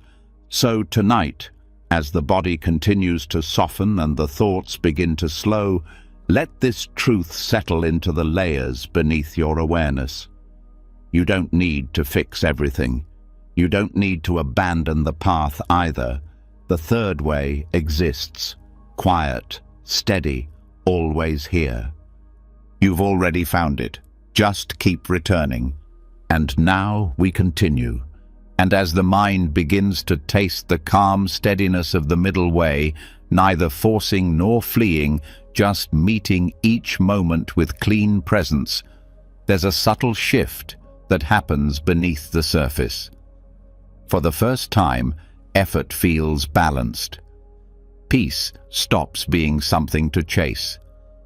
But then, without warning, a new thought arises, a quiet hunger. The desire not for status or approval or control, but for awakening itself. The craving not for the world, but for peace, for stillness, for freedom. And at first, it seems harmless, even noble. But left unchecked, this subtle craving becomes the final obstacle, because now the desire is spiritual, and that makes it harder to see. This is the paradox of craving enlightenment. The mind sets out to let go by clinging. It tries to arrive by rushing. It wants to be still, but only after achieving a long list of inner goals. And the very thing it seeks becomes distorted by the way it seeks it. The path collapses into tension again, even though it's dressed in robes of silence. This is a common trap on any inner path. The ambition to reach enlightenment becomes a subtle form of ego reinforcement. Not the loud ego of pride, but the soft ego of spiritual becoming. It whispers, "You'll be whole once you get there. You'll finally be free when you feel constant peace. You'll matter when the mind stops thinking." But underneath those thoughts is the same engine that drives all suffering: craving. Buddhism teaches that craving is the root, not just of material suffering, but of spiritual dissatisfaction too. Wanting enlightenment is still wanting. Wanting to transcend suffering is still attachment to outcome. Even the desire to be a better meditator, to be more mindful, to be more compassionate, when pushed too hard, becomes just another identity to protect. The mind is clever. It will reshape the ego into whatever it thinks will survive. If the self is no longer validated by success or looks or approval, it will look for value in how awakened it is, how silent it feels, how far along the path it's come. And slowly, this new spiritual self becomes just as burdened as the old one, because it's still trying to be someone. It's still trying to become. But here's the truth that breaks the loop. Awakening isn't about becoming. It's about stopping. Stopping the chase, stopping the performance, stopping the idea that peace is somewhere else, waiting to be earned. Enlightenment isn't found by reaching it. It's revealed by no longer reaching. This doesn't mean the path ends. It means the way of walking changes. Instead of striving toward a distant goal, the mind starts to notice what's already here. Instead of comparing today's stillness to yesterday's distractions, it meets each breath with curiosity. Without measuring, without demanding, this shift changes everything. Meditation stops being a task and becomes rest. Reflection stops being self-analysis and becomes silence. Progress is no longer a measurement. It's just presence. This is how reprogramming begins on a deeper level. When the craving for awakening is seen as just another loop, the subconscious starts to let go of its obsession with arrival. It doesn't stop growing, it just grows without tension. You start to feel it in the body, less pressure in the chest, less strain in the breath. The nervous system stops tightening every time you sit to practice. You're no longer trying to have the perfect session. You're just here, letting the practice be what it is. Even the idea of practice starts to change. It's no longer a method to get somewhere. It's an expression of peace that's already within you. Something you're not building, but remembering. And slowly, the hunger that drove the search begins to soften. Not because it was wrong, but because it's no longer necessary. The mind starts to taste stillness without earning it. It starts to recognize that what it longed for was never far. It was just hidden behind the craving to find it.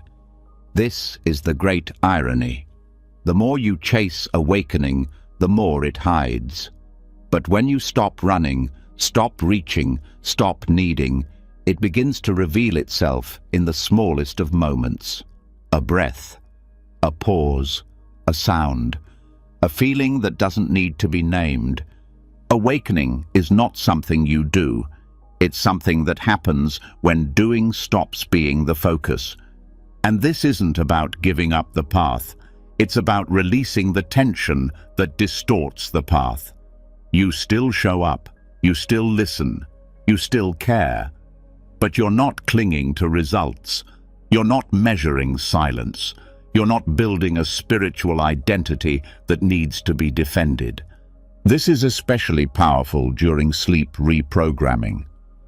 Because when the conscious striving pauses, the subconscious has a chance to experience being without trying. It learns that safety doesn't come from arrival, it comes from presence.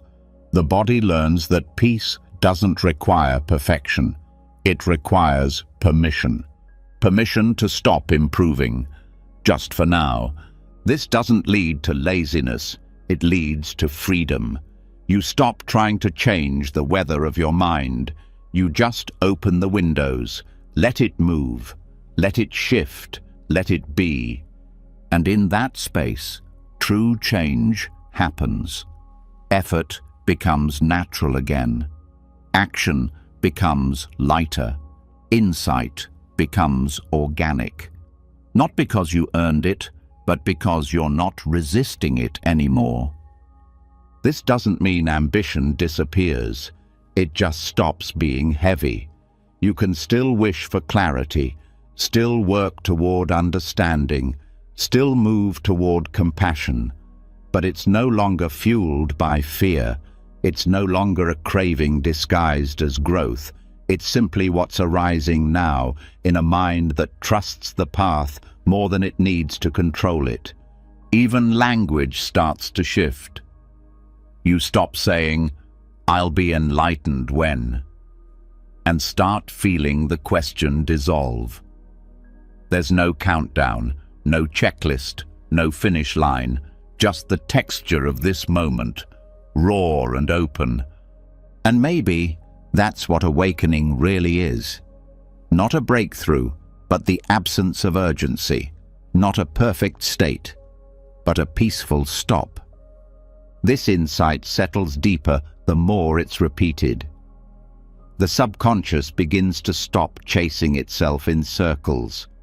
The dream of perfection fades. What's left is still effort, but not the kind that grabs. It's the kind that grows. This is why so many great teachers speak of letting go as the final step, not letting go of life, letting go of the one who is obsessed with transcending it. When you meet life as it is, without trying to improve it into enlightenment, the most unexpected thing begins to rise. Clarity. Not dramatic, not glowing, but gentle. Like something familiar returning home. So tonight, as your breath settles and your mind begins to drift, let this truth float with you. There is nothing missing. There is nothing to prove. There is nowhere to get to. The peace you're looking for is already here. It always was. And once the grip around craving dissolves, once the pressure to arrive softens and the mind stops reaching for peace as if it were somewhere far away, something unexpected happens. The absence of grasping doesn't leave a void. It creates a doorway. What was once an effort becomes an opening. What was once a chase becomes a release. And in that release, the whole structure of the old mind begins to fade. Not violently, not with fanfare, but quietly, like something that has completed its cycle. The version of you that needed to control, to improve, to become, simply steps aside. And something else starts to breathe. This is where conscious rebirth begins. In Buddhist thought, rebirth isn't limited to what happens after death. That's one level. But the more transformative teaching points inward, that the self can die many times within a single life, that a person can be reborn not once, but again and again, without ever leaving the body. It doesn't require belief, it requires release, not of breath, but of identity. Not of form, but of fixation. Psychological death is not a collapse. It's a surrender of the need to hold on to the old mental frame. The collection of patterns, beliefs, roles, wounds, and expectations that feel like you. They don't dissolve all at once. But with each deep seeing, each letting go, each moment of non-clinging, the old identity loses weight. And when enough of it has fallen away, what's left is not a better self, but a freer one.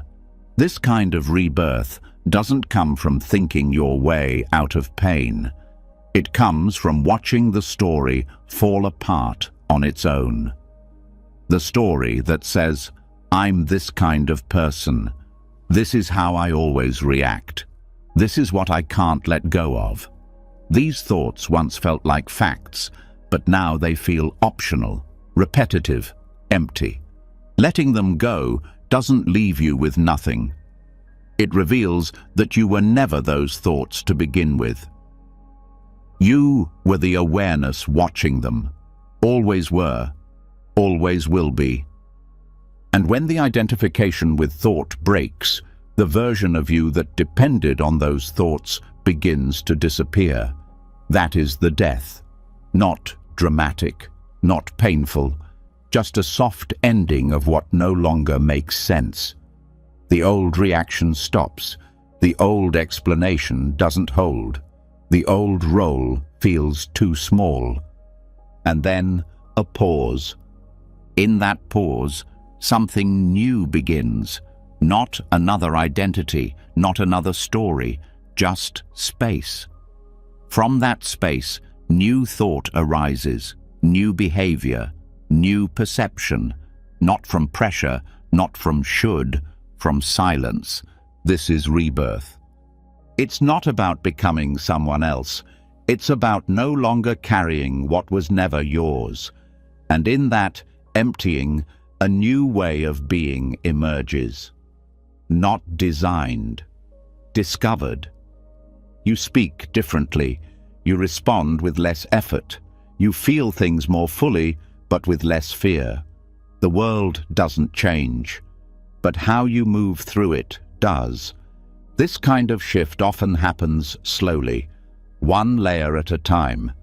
The self has many levels, and they don't all dissolve at once. Sometimes you release a role you played for others. Sometimes a wound you carried alone. Sometimes a belief about what life was supposed to be. Each release is its own small death. Each one makes room for something lighter to rise. Rebirth doesn't need an audience. It doesn't need explanation. It's often invisible from the outside. But on the inside, it changes everything. You're no longer living from the same assumptions. You're no longer trapped in the same grooves.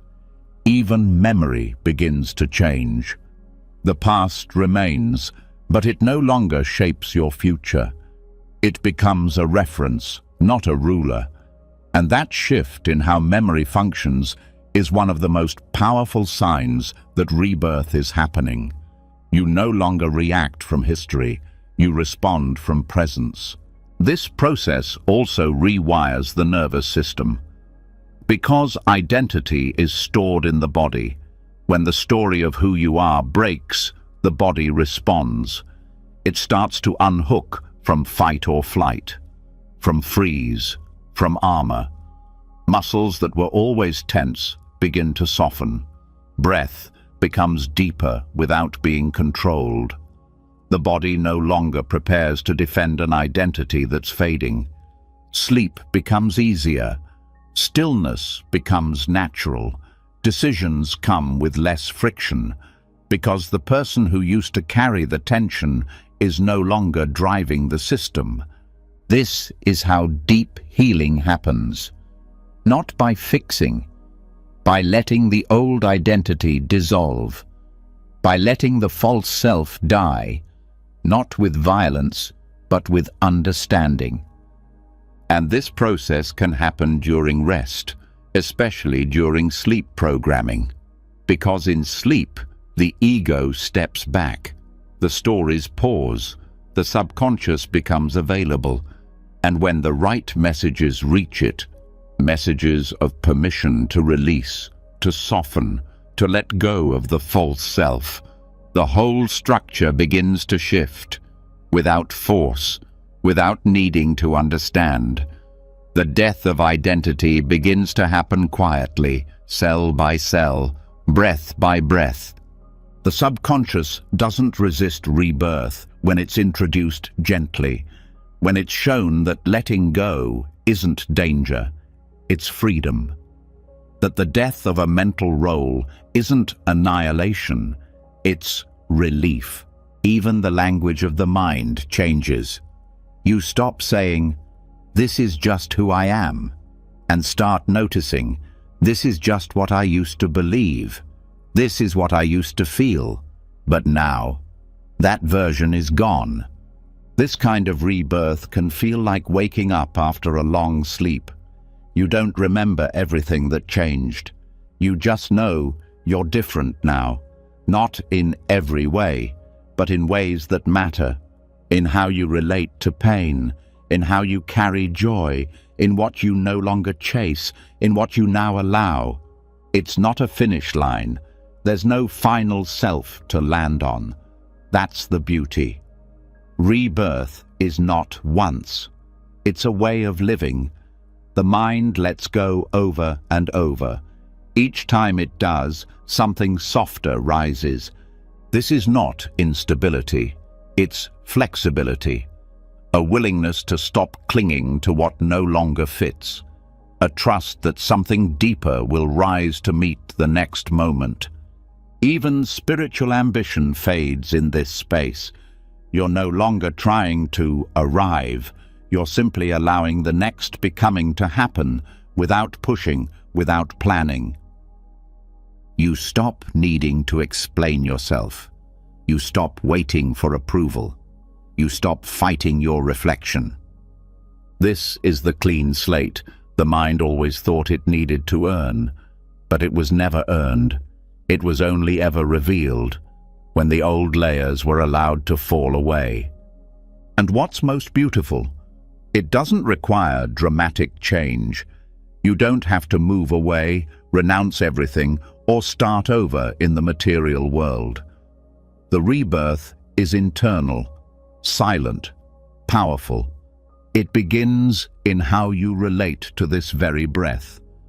You stop carrying your past into the present.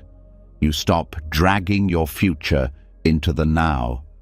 And what's left is this simple awareness, this direct contact with life, without the filter of an outdated self. So tonight, as your body softens and your mind moves closer to sleep, let these words carry you into that space. Let go of the version of yourself that doesn't need to survive the night. Let go of the thoughts that once protected, but now only repeat. Let go of the story that said you needed to hold it all together. You don't. Something else is rising now, something quiet, something clear. Let it. And as the old identity quietly dissolves, no longer something to fix, no longer something to defend, a new sense of space begins to open. What felt like self turns into sensation. What once felt solid now flows. And in that quiet transformation, something becomes clearer than ever before. The world outside was never separate from the mind that looked at it. The rebirth wasn't just in the self. It was in perception. The lens changed and the world changed with it. Because what's seen is never just what's there. It's what the mind makes of what's there. And now we begin to explore why that matters more than anything. How the mind itself shapes reality. This is the heart of the Yogacara teachings, the consciousness-only school of Buddhism. It doesn't say the world is fake. It says the experience of the world is created through layers of mind. Every sound, shape, color, word, feeling, reaction, it's all filtered. And those filters don't sit on top of the world, they sit inside you. Which means when you shift your consciousness, what you see, hear, feel, and understand also shifts. The mirror doesn't just reflect, it interprets, it labels, it remembers. And without knowing it, the mind begins to project past impressions onto present moments. What you think you're experiencing now is often an echo of something earlier. A conversation carries the voice of a parent from childhood. A look from a stranger carries the judgment of a teacher from years ago. A moment of silence feels like rejection, but it's just the past projected forward. This is not metaphor. It's how perception is built. The mind gathers impressions, called vasanas, and stores them like seeds. These seeds ripen when the right conditions appear. Someone speaks, and your mind doesn't just hear the words.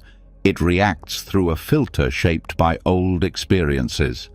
The result isn't just reality, it's a reflection of your consciousness. And this is where the power of change lives.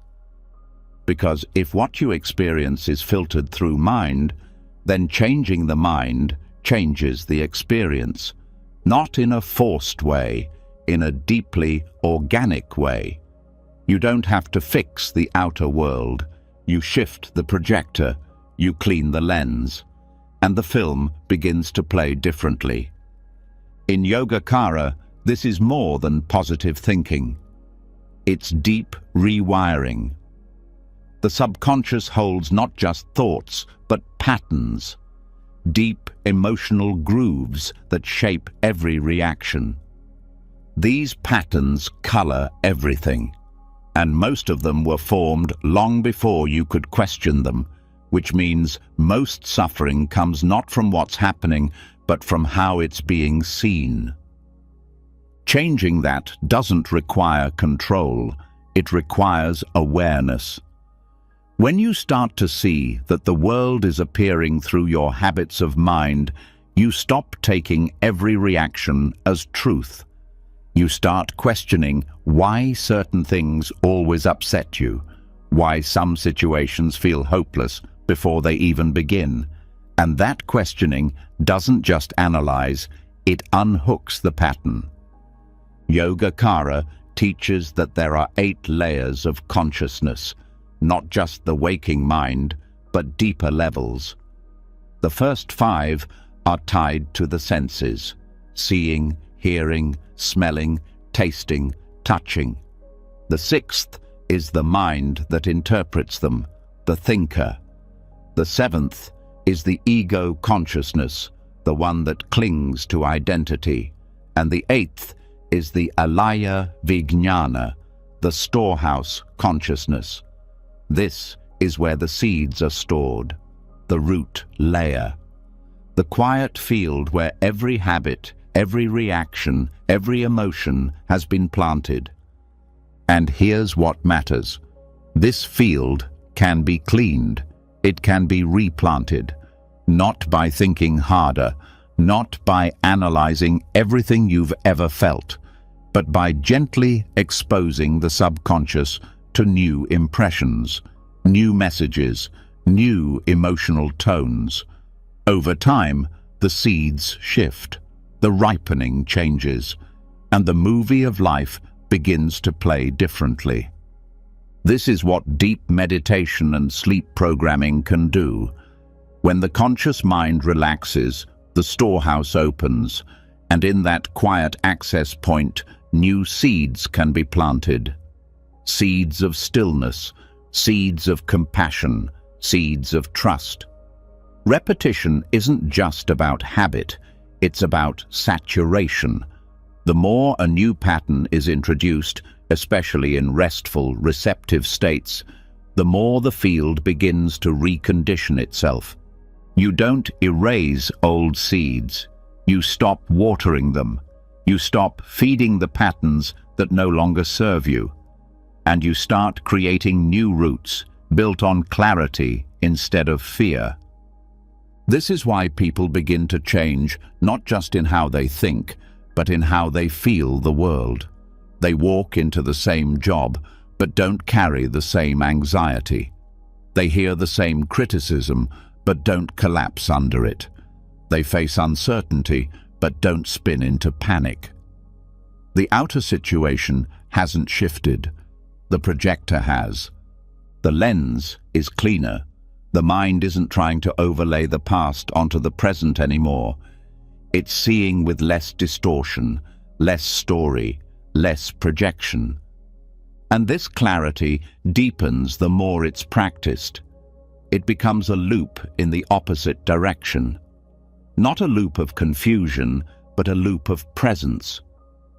The more you see things clearly, the less reaction you carry. The less reaction you carry, the more clearly you see.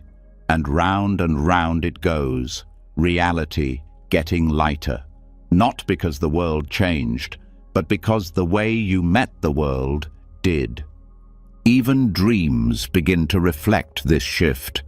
When the mind starts to absorb these teachings deeply, the dream world starts to lose its usual chaos. Nightmares lessen. Emotional symbols change. The subconscious begins to mirror the cleaner lens. You wake up calmer, less tangled, more open.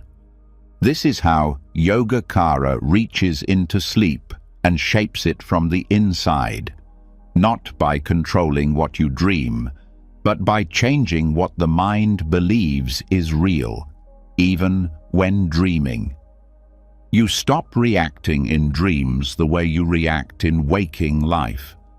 You begin to watch, to witness, to hold presence even in the middle of the subconscious theater. And that changes your relationship to waking life too. You stop assuming your reactions mean something deep about who you are. You start seeing them as seeds ripening, and that distance allows for choice. Awareness becomes the gardener, the mind becomes the field, and here's what's most powerful. This isn't an escape from life. It's a deeper entry into it.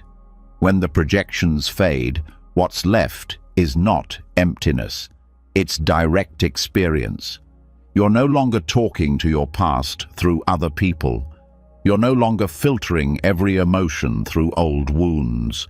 You're here, seeing, feeling, meeting life without the extra noise. This is not passivity, it's clarity. You can still act, still speak, still decide, but now your actions aren't shaped by distorted reflection. They're shaped by presence. This is why Yogacara is sometimes called the science of perception, because it doesn't tell you what to think. It shows you how you're thinking, and from that insight, the whole structure of suffering begins to collapse. Because what you think is the world is often just a reflection of your conditioning. And when you stop projecting that conditioning onto everything, the world becomes gentler, more spacious, more workable, not because it got easier, because your lens got cleaner. So tonight, as you rest in this space, let this truth settle into your deepest layers. Nothing needs to be changed for clarity to arise. You don't need to control your thoughts. You don't need to fix your emotions. You just need to meet them with enough awareness to stop feeding the old projections. Let the old seeds go dry. Let the new ones take root. Let the mirror reflect not your past, but your presence. And as the mirror of the mind begins to clear, no longer reflecting distortions, no longer coloring the world through unconscious patterns, a new kind of perception quietly takes root. Life becomes lighter, not because less happens, but because less is projected. Experiences unfold without being tangled in old stories. Even dreams begin to soften. The nightmares lose their edge. The symbols feel different. And in that space between waking and sleep, something opens. A doorway the conscious mind usually misses. A chance not just to rest, but to wake up within the resting. This is where dream yoga begins, not as fantasy, but as a tool for deep transformation. In Tibetan Buddhism, dream yoga is not about escapism. It's about insight. It's the practice of becoming aware within dreams, so the same clarity that guides waking life can begin to illuminate the subconscious. It doesn't reject dreaming. It trains the mind to recognize that dreaming is still mind, still experience, still a realm of karmic activity. And that makes it trainable. Most people spend a third of their lives asleep, and much of that time caught in dreams that run on autopilot. Emotions rise, scenarios unfold, characters act and react, but rarely does the dreamer recognize that none of it is solid. That recognition, lucid awareness, is what begins to turn a passive dream into a spiritual practice. Lucid dreaming is the first layer. It starts with simply knowing within the dream that it is a dream. That moment of realization, even if fleeting, can interrupt the usual logic of the subconscious. The dream doesn't end. It becomes fluid. choice reappears, perspective sharpens. And what's most powerful is this: fear starts to lose power. Because once the dreamer knows the tiger isn't real, the running stops. Once the fall begins, but is seen for what it is, the panic fades. This creates a new emotional blueprint. The subconscious learns that clarity is possible even in chaos, that freedom is available even in conditioned space. And when this realization deepens into dream yoga, it goes beyond control and into witnessing. The goal isn't to fly or change the setting or manipulate the dream for pleasure. It's to bring the same presence from meditation into the dream, to see how mind moves, how identity clings, how fear rises and passes, without reacting, without fixing, just being aware in the dream as if it were meditation in motion. This practice rewires the subconscious at a unique level. Because the dream state is where much of the emotional backlog gets processed, it's where unresolved fears rise, often symbolically. It's where identity patterns replay themselves in exaggerated form. Being conscious in that process allows for gentle intervention. A fear appears, and instead of fleeing, the dreamer watches. A conflict rises, and instead of fighting, the dreamer sees it unfold without judgment. Over time, the dream world becomes less threatening, not because it changes, but because the awareness inside it changes. The emotional body learns to stop tightening. The subconscious begins to associate presence with safety, even in confusion. This kind of rewiring cannot always be done in waking life. The defenses are too high, the patterns too quick. But in dreams, where logic is looser and images speak louder than words, the mind can begin to heal symbolically. Dream yoga also helps dismantle the fixed sense of self, because in a dream, the roles shift, the settings morph, the identity isn't stable. You might be someone else, somewhere else, feeling things disconnected from your daytime beliefs. And when awareness rises inside that instability, it teaches the deeper mind that self is flexible. Not in theory, in experience. That flexibility is essential for transformation. It breaks the illusion of permanence. It shows the mind that identity is just context plus memory. That fear doesn't need a backstory to feel real, and also doesn't need to be believed to lose power. With regular dream yoga, even nightmares begin to change. Not just because they're avoided, but because they're transformed. The fear is seen, the mind meets it, and the body learns it can be held, not just survived. This builds emotional resilience that carries into waking life. The same presence that watches a dream dissolve begins to watch waking fear dissolve too. The body stops reacting to every unknown. The mind begins to sit with discomfort longer. The heart learns it can stay open even in the presence of old pain. And this isn't about forcing control in dreams. It's about practicing presence in unfamiliar space.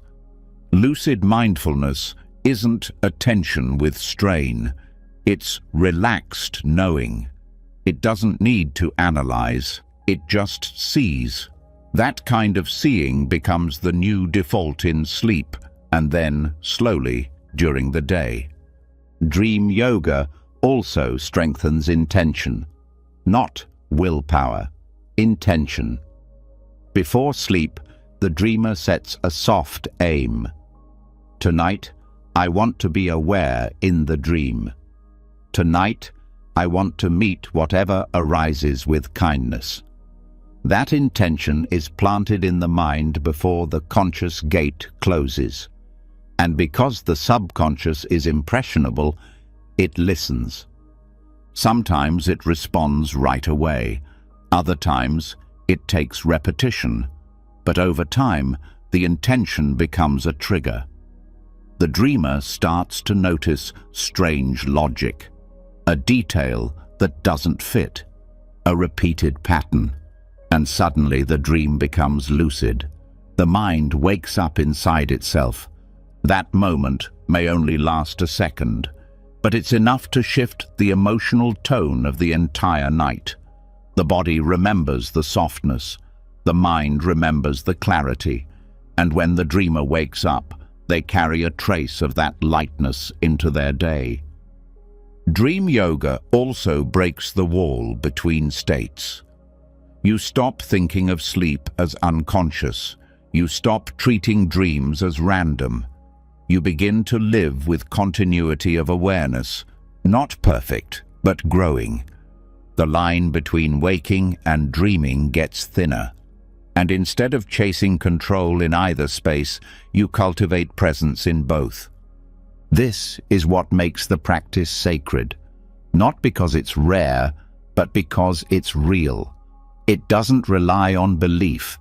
It doesn't require special skills, just attention, just curiosity, just the willingness to wake up, even when the body is asleep. And that willingness grows the more it's invited. Every night you rest with these teachings, the subconscious learns to listen. Every time you drift off with awareness near the surface, the habit of unconscious dreaming weakens. You begin to fall asleep with a trace of mindfulness, not tense, not gripping, just enough knowing to remember, this too is part of the path. Over time, even the quality of rest changes. You wake up less tangled, less heavy, because the dreams aren't running wild through old trauma anymore. They're being met, witnessed, softened. You might start to notice a gentle joy rising during the night, a kind of reverence. Because awareness, when held with kindness, creates a kind of warmth that nothing else can replace. And that warmth is what the subconscious remembers most. So tonight, let that warmth fill the space behind your thoughts. Let it soak into the layers of mind that speak in symbols and feeling. Let it become the atmosphere of your rest, not as a goal, not as something to achieve, just as something you're finally allowing. You don't need to control your dreams. You only need to stay close enough to see them clearly.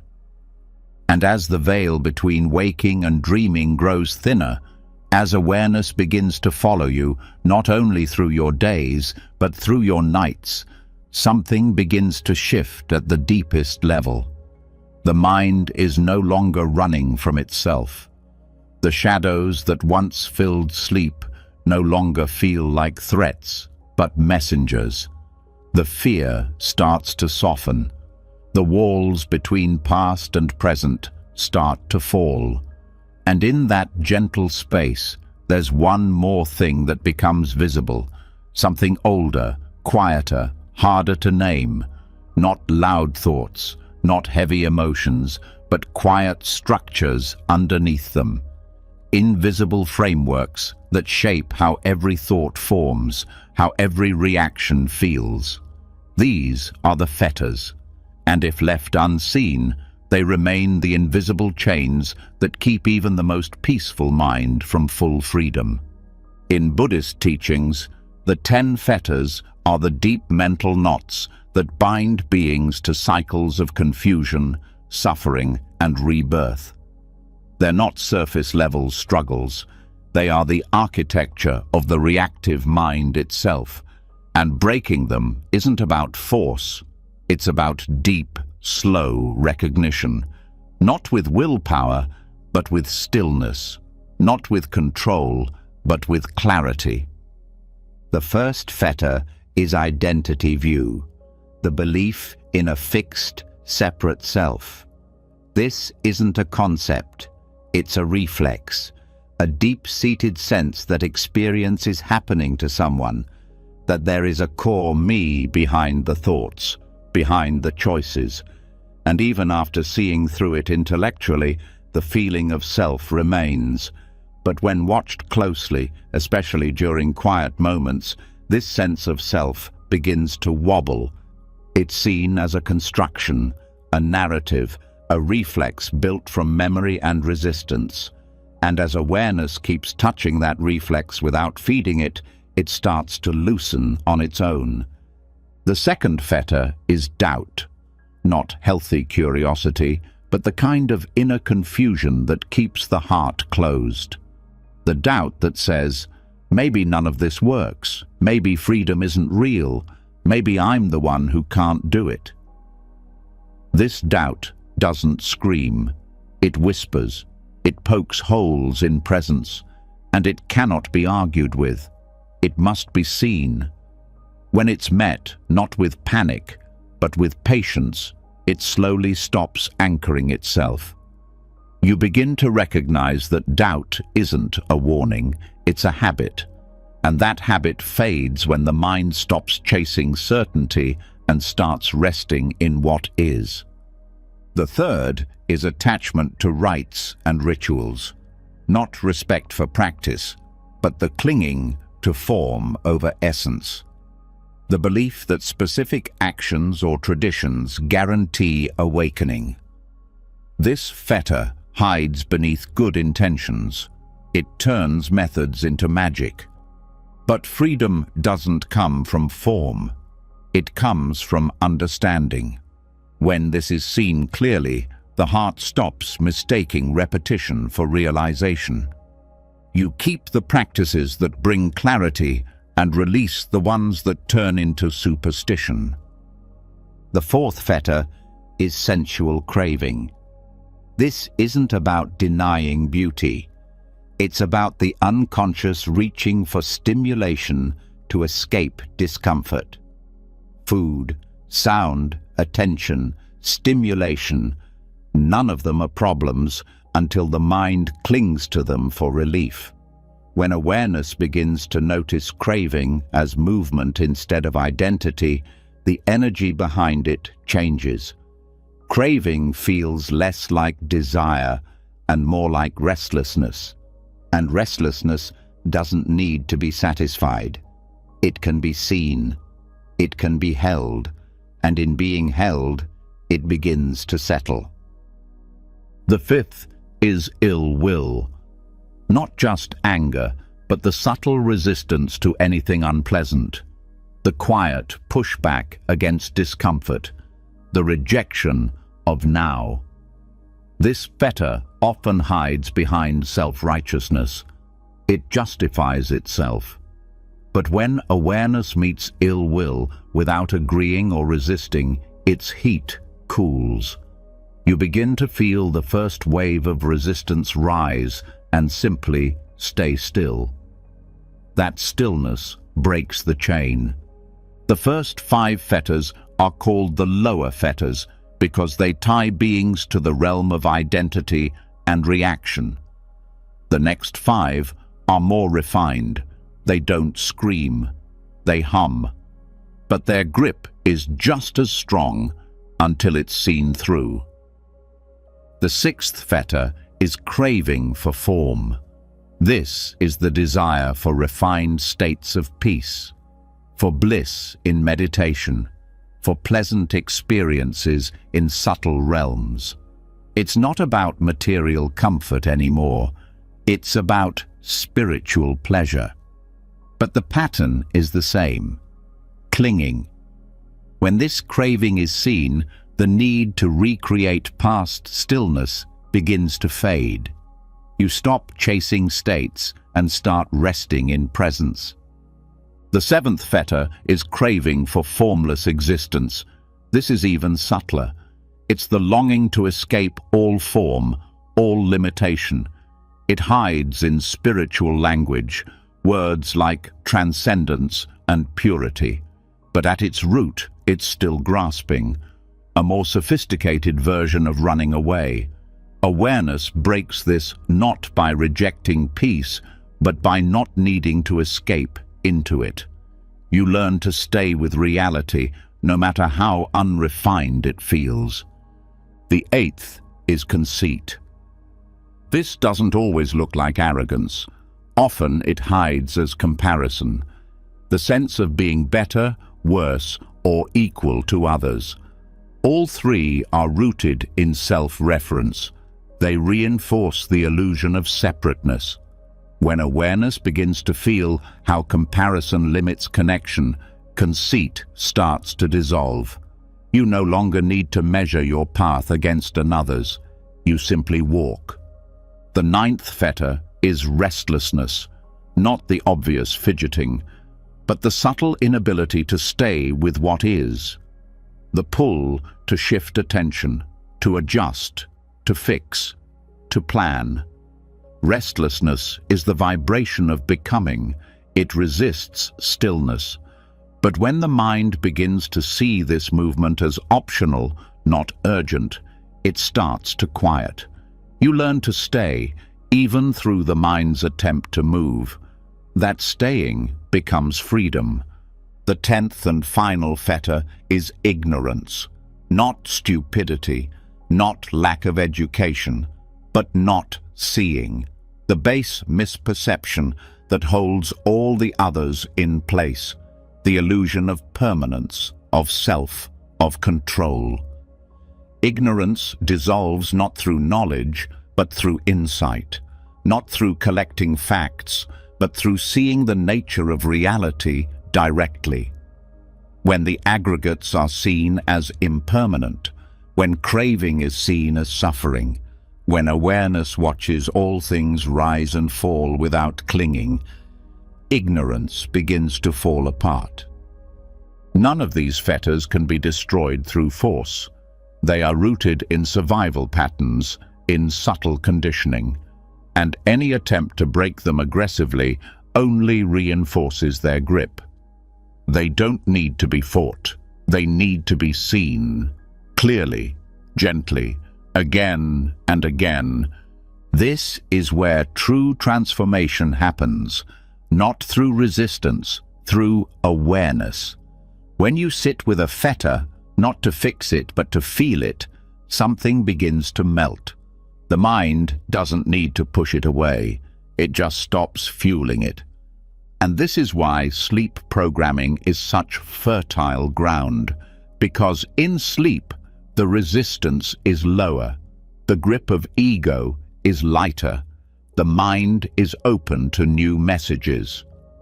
When the subconscious is gently exposed to the possibility of non-clinging, it begins to unwind the fetters one breath at a time. You don't need to map every fetter. You don't need to track your progress. Awareness will reveal what's ready. And when it does, the next knot begins to loosen. The chain begins to break, not with a snap, but with a soft breath. This isn't about escaping humanity. It's about living it with less distortion, less tightness, less fear. Each fetter that falls brings more space, more compassion, more peace that doesn't rely on conditions. So, tonight, as your body softens and your breath slows, let these old bindings surface without fear. You don't need to name them. You don't need to fight them. Just stay close. Just watch. Let awareness do what effort never could. The mind knows how to free itself, if it's allowed to feel without grasping. And now, we continue. And as the inner chains start to weaken, not snapped, but softened through still attention, something new begins to appear beneath the surface. Not a new identity, not a different version of the self, but a kind of space that was always there, only hidden behind movement. No longer pushed by craving, no longer pulled by resistance, the mind finds itself in a strange and powerful place. Nothing to fix, nothing to hold, just presence. Just a pause deep enough that something ancient inside begins to heal on its own. This is not silence as most know it. It's not the absence of noise. It's not being quiet to appear calm. It's something deeper, something cleaner. This is noble silence, a reset that doesn't come from doing, but from stopping. In the Buddhist tradition, noble silence is often spoken about in terms of external speech. Silence of the mouth, not engaging in chatter, not filling the space with unnecessary words. But at its heart, noble silence is internal. It's the quiet that happens when the mind stops narrating, when thoughts still come, but the voice that claims ownership goes quiet, when sensations still arise, but the need to name, analyze, or explain them fades. This kind of silence isn't just peaceful, it's transformational. Because in that silence, programs begin to shift, not through effort, through absence of interruption. Much of what clutters the inner world are stories, loops of thought that keep emotions trapped in place. Something is felt, but before it has a chance to move, the mind rushes in to label it, to judge it, to ask why it's there, to dig for a cause. And in that reaction, the feeling stays stuck. It doesn't get released. It gets looped, repeated, prolonged. But when silence is held, not as suppression, but as allowing, those feelings complete their cycle. They rise, they swell, they dissolve, without being touched by commentary, without being dressed in meaning, without becoming part of identity. This is what makes noble silence so rare. It requires doing nothing with precision, not avoidance, not zoning out, not distraction, but staying with what's here and refusing to interrupt it, refusing to narrate the moment into something familiar. When this kind of silence deepens, the subconscious begins to trust the space. It begins to open the vault. Old impressions start to rise, not because you're digging, but because the system knows it's safe now. It's not being judged, it's not being rushed, it's being witnessed. And in that witnessing, the mind begins to reprogram itself. This kind of reset doesn't happen during noise. It doesn't happen during analysis. It happens during presence, the kind of presence that lets a thought come and doesn't follow it, that lets a memory rise and doesn't retell it, that holds an emotion without asking it to leave.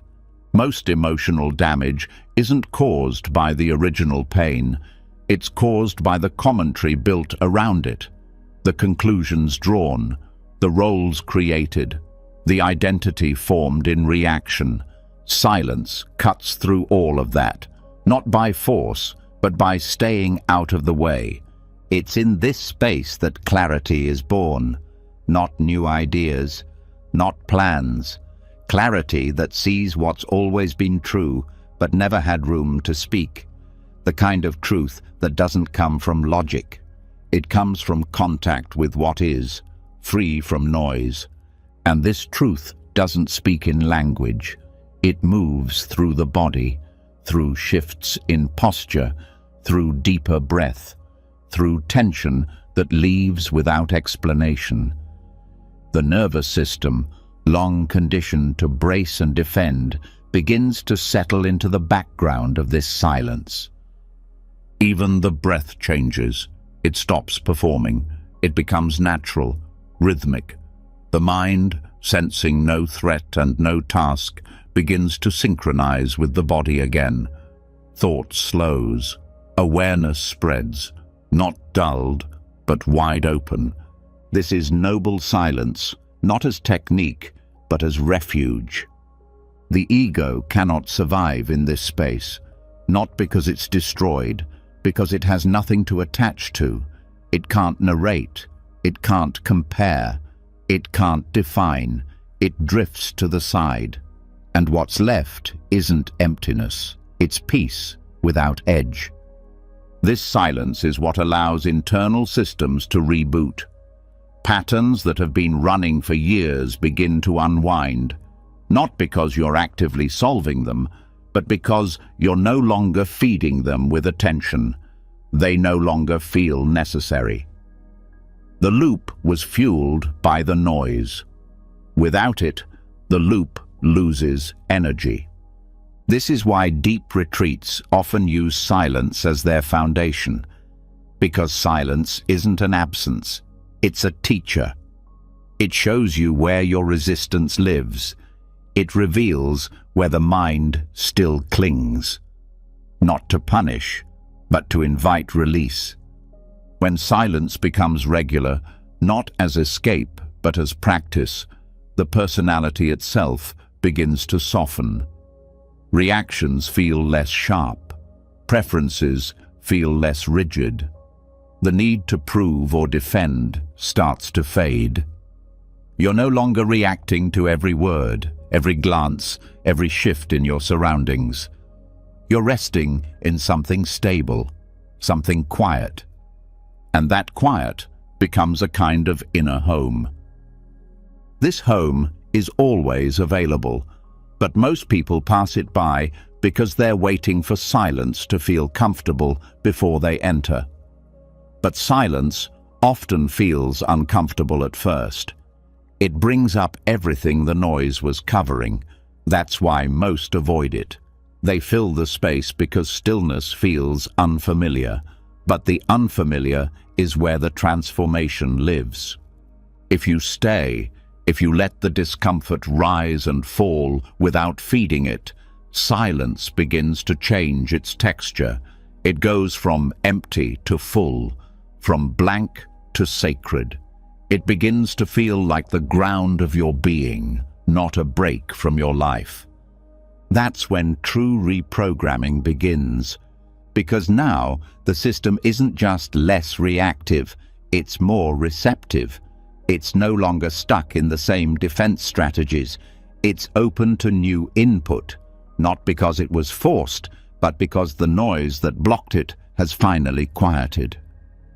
This is where sleep becomes powerful, because sleep, when held with gentle awareness, amplifies noble silence. The body may rest, but the inner space doesn't disappear. If anything, it expands. Thoughts slow, identity fades, and the subconscious begins to move in that silence, like water finding its own level. When this becomes regular, when you fall asleep not with mental chatter, but with gentle, open presence, the mind starts to associate rest with clarity. The emotional body stops bracing. The breath begins to guide the nervous system back to baseline. This reset doesn't just prepare you for tomorrow. It rewrites how you hold the past, how you respond to the future, how you meet each moment when it comes. This is not theoretical, it's physiological, it's neurological. When the brain stops being fed constant noise, it starts to prune the unused pathways. It starts to strengthen the ones connected to calm. This isn't done through force, it's done through stillness, the kind that doesn't need to think its way to peace. It simply stops adding to the problem. And over time, this kind of silence teaches the mind that not every question needs an answer, that not every problem is real, that not every fear needs a plan. Some things simply pass when they're no longer narrated. So tonight, let this be your atmosphere.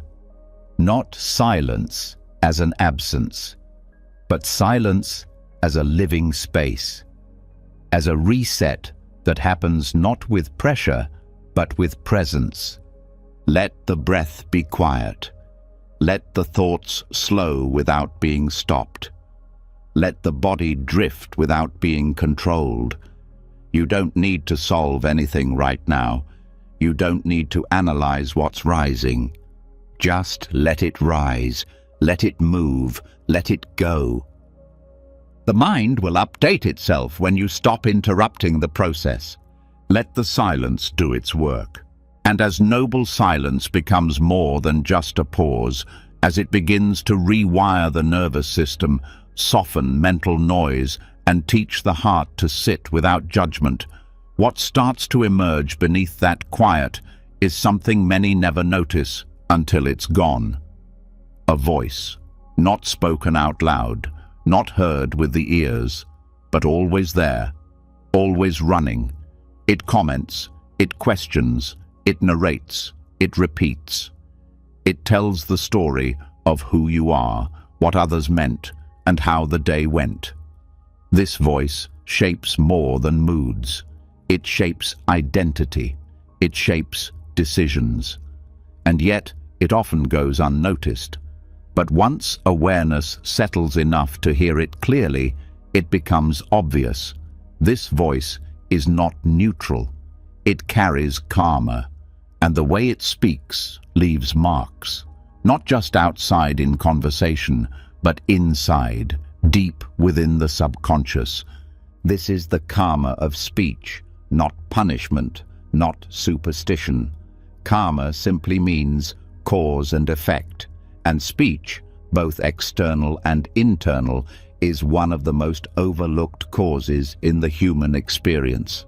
Words are not just noise, they are actions, and actions have consequences. Even thoughts, when repeated with enough emotional weight, become a kind of internal speech, and that speech leaves grooves in the mind. Grooves that shape how experience is filtered, how worth is felt, how fear is interpreted. These grooves are not destiny, but until they're seen, they act like it. Most people speak to themselves in ways they would never speak to someone they love, harshly, critically, with sarcasm or dismissal. And over time, that inner speech becomes the voice of reality. The subconscious doesn't analyze tone, it absorbs it. Every time the internal voice says, "You always fail," the body hears it.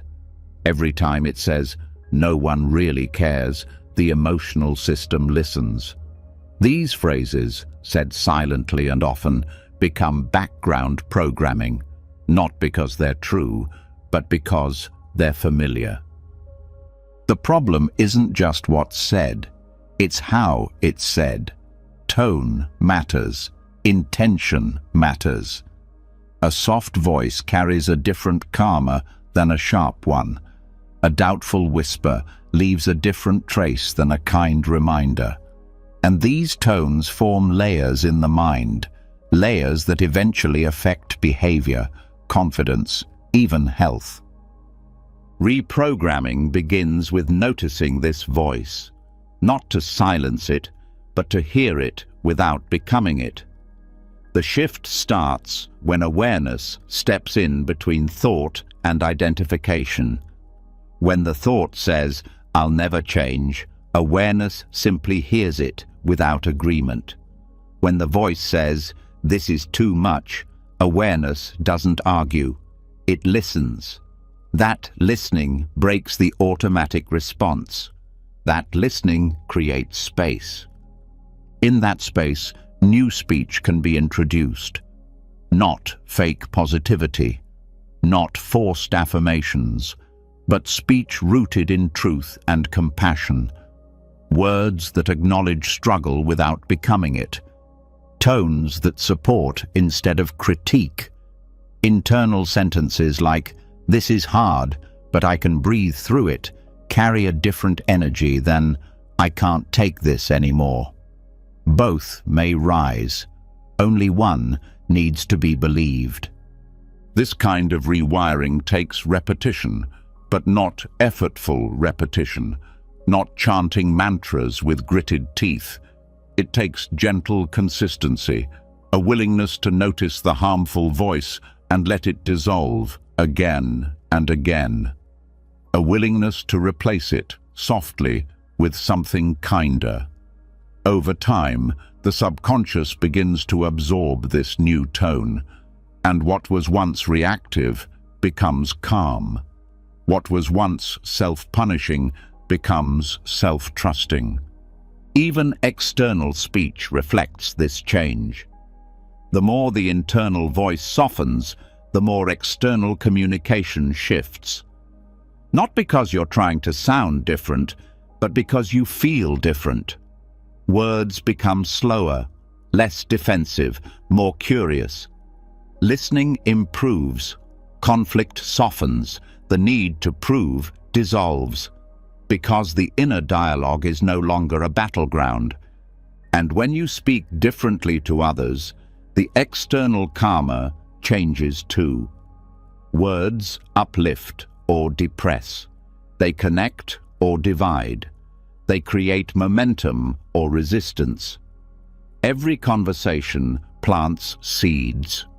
And when those seeds are planted with awareness, they grow into relationships that reflect peace, not performance. But it all starts inside. Most of the inner voice is inherited from parents, from school, from culture, from early experiences that taught the nervous system how to protect itself with thought. The mind repeats these voices not because they're helpful, but because they feel like home, even if that home is painful. Recognition breaks the spell. The moment you hear the voice as a pattern, not a person, you gain the freedom to choose something else. And that choice doesn't need to be loud. It can be as small as noticing a harsh thought and replacing it with silence, or saying gently, "That's not true anymore," or even just breathing and letting the voice float by without comment. This isn't denial, it's discernment, because not every thought deserves a microphone, not every fear needs narration, not every memory needs a moral. Over time, the body begins to respond.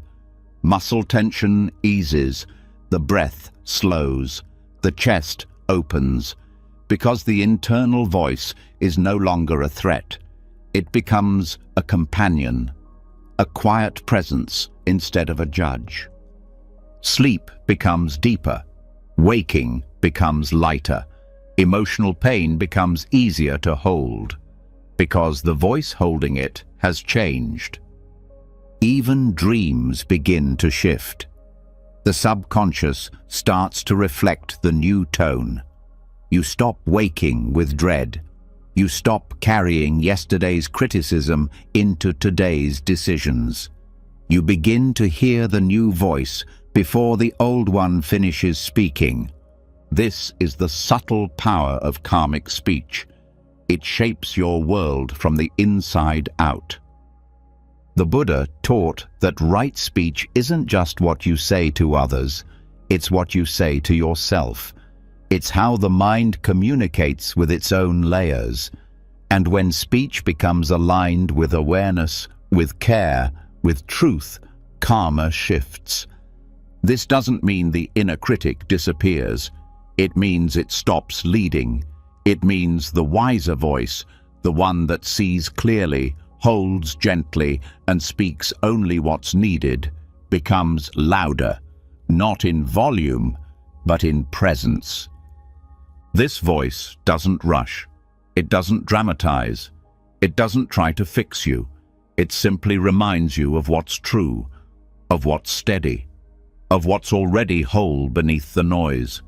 And this voice can be trained through meditation, through reflection, through repetition in sleep states.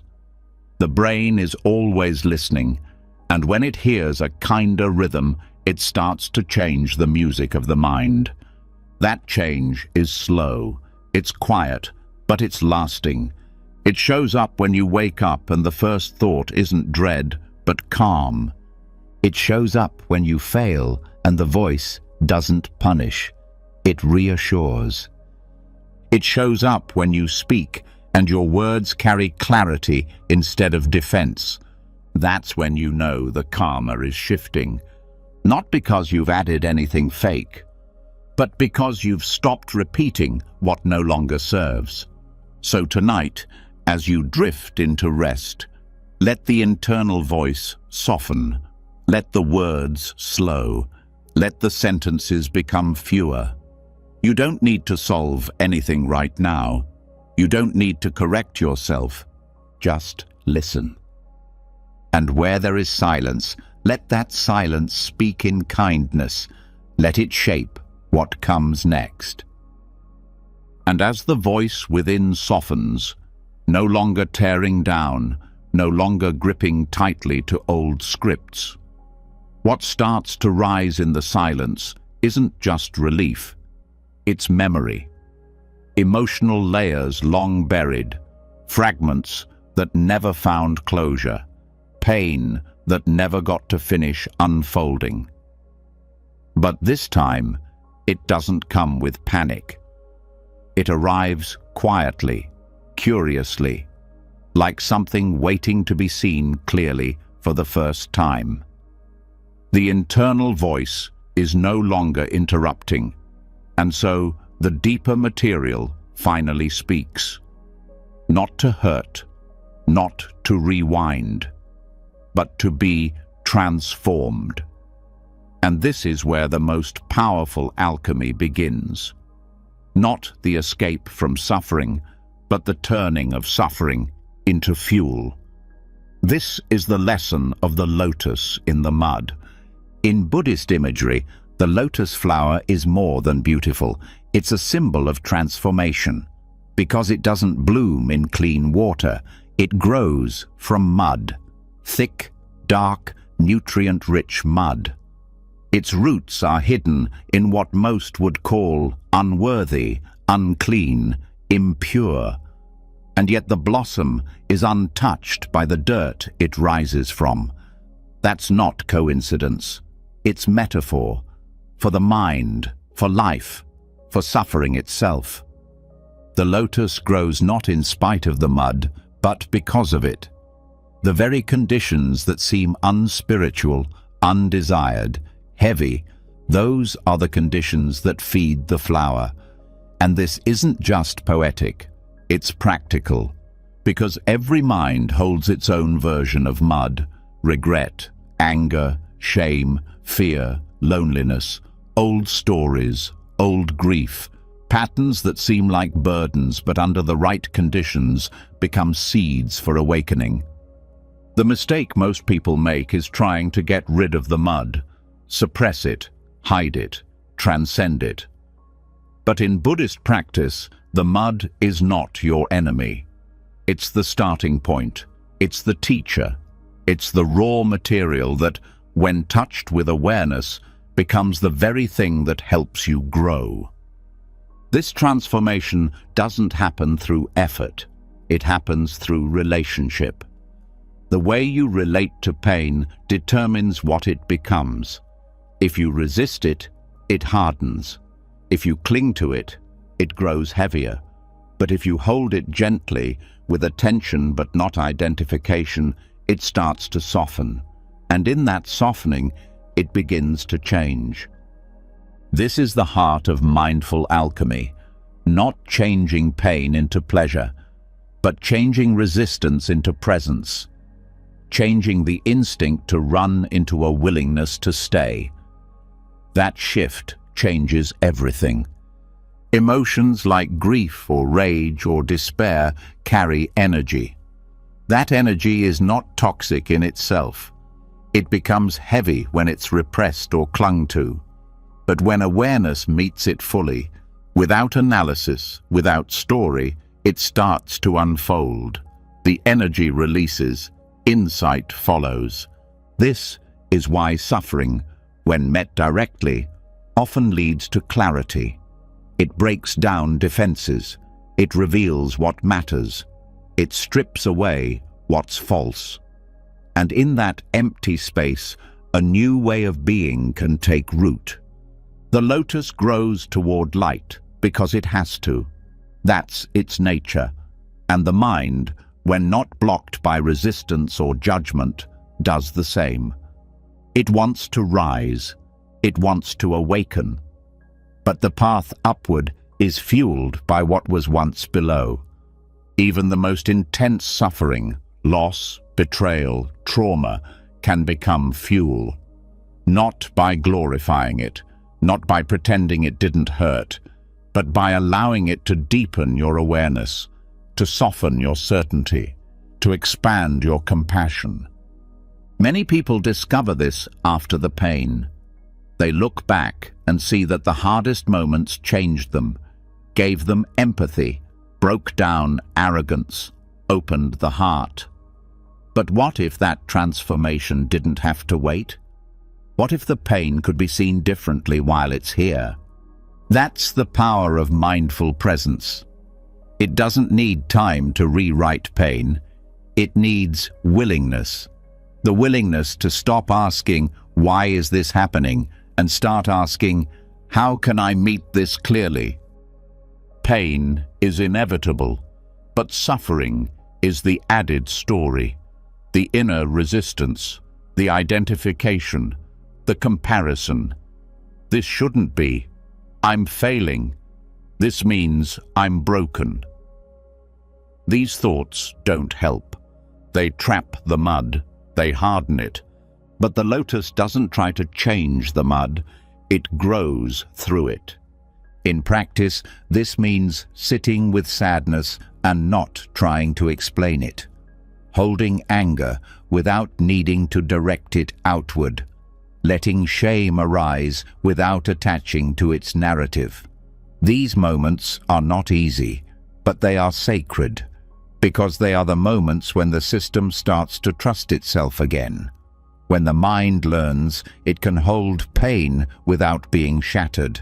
This builds emotional resilience, not by toughening the heart, but by softening it.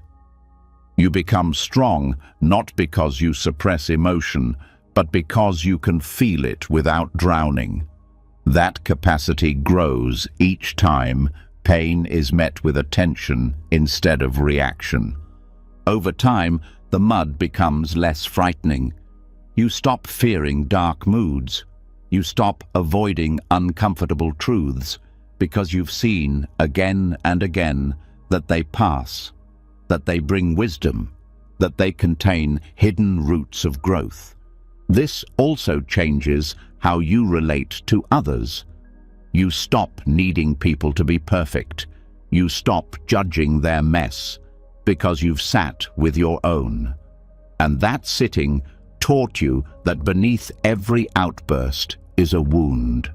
Beneath every defense is a fear.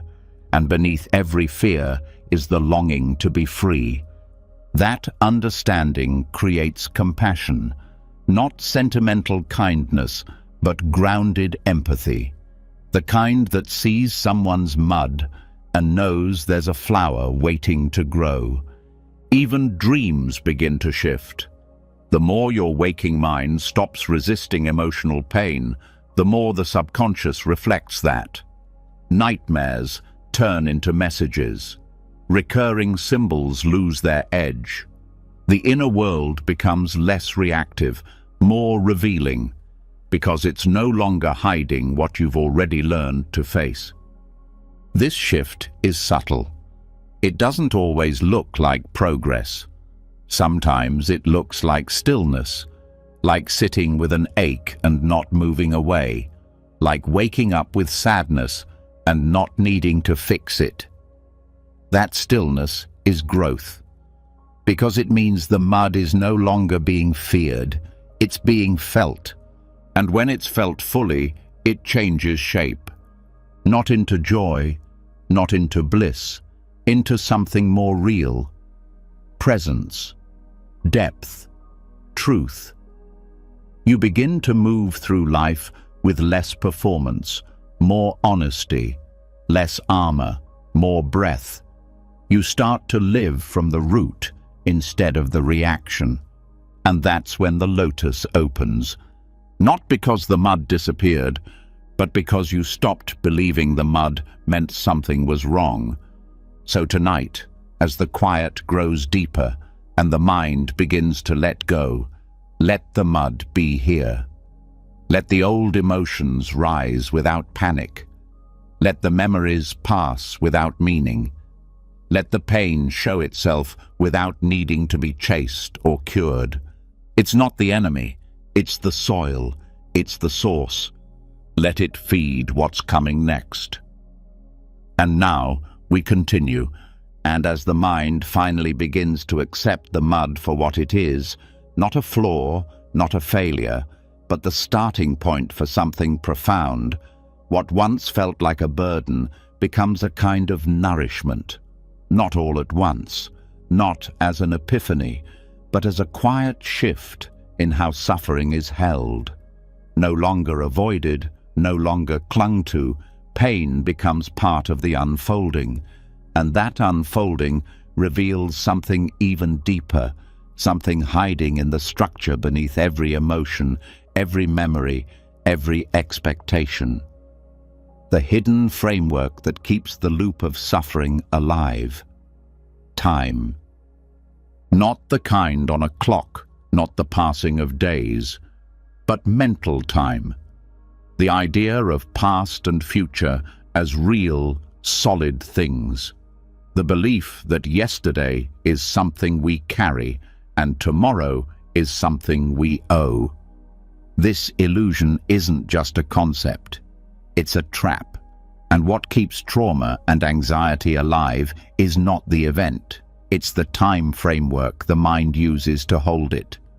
In both Zen and Theravada Buddhism, the illusion of linear time is seen as one of the most subtle but powerful obstacles to freedom, because it gives the mind a story to live inside, a before and an after, a what happened and a what could happen, and in that split, presence disappears. The past, in memory, becomes a weight. Not because it's still happening, but because it's still being repeated. Not consciously, automatically, through thoughts, feelings, reactions that trace back to moments that no longer exist. The mind pulls them forward, overlays them on now, and treats them as current. This is how trauma lives on, not in the body alone, but in the mind's time structure. The future, on the other hand, becomes pressure. Endless what-ifs, imagined failures, plans upon plans that never settle. And this anxiety becomes real, not because it's true, but because the mind believes in tomorrow as something it must prepare for at all times. Both are illusions, not because nothing ever happened or will happen, but because neither the past nor the future exists as experience. Only thought, only mental projections. This isn't philosophy, it's medicine. When the mind begins to feel the illusion of time directly, not just think about it, but see through it, something releases.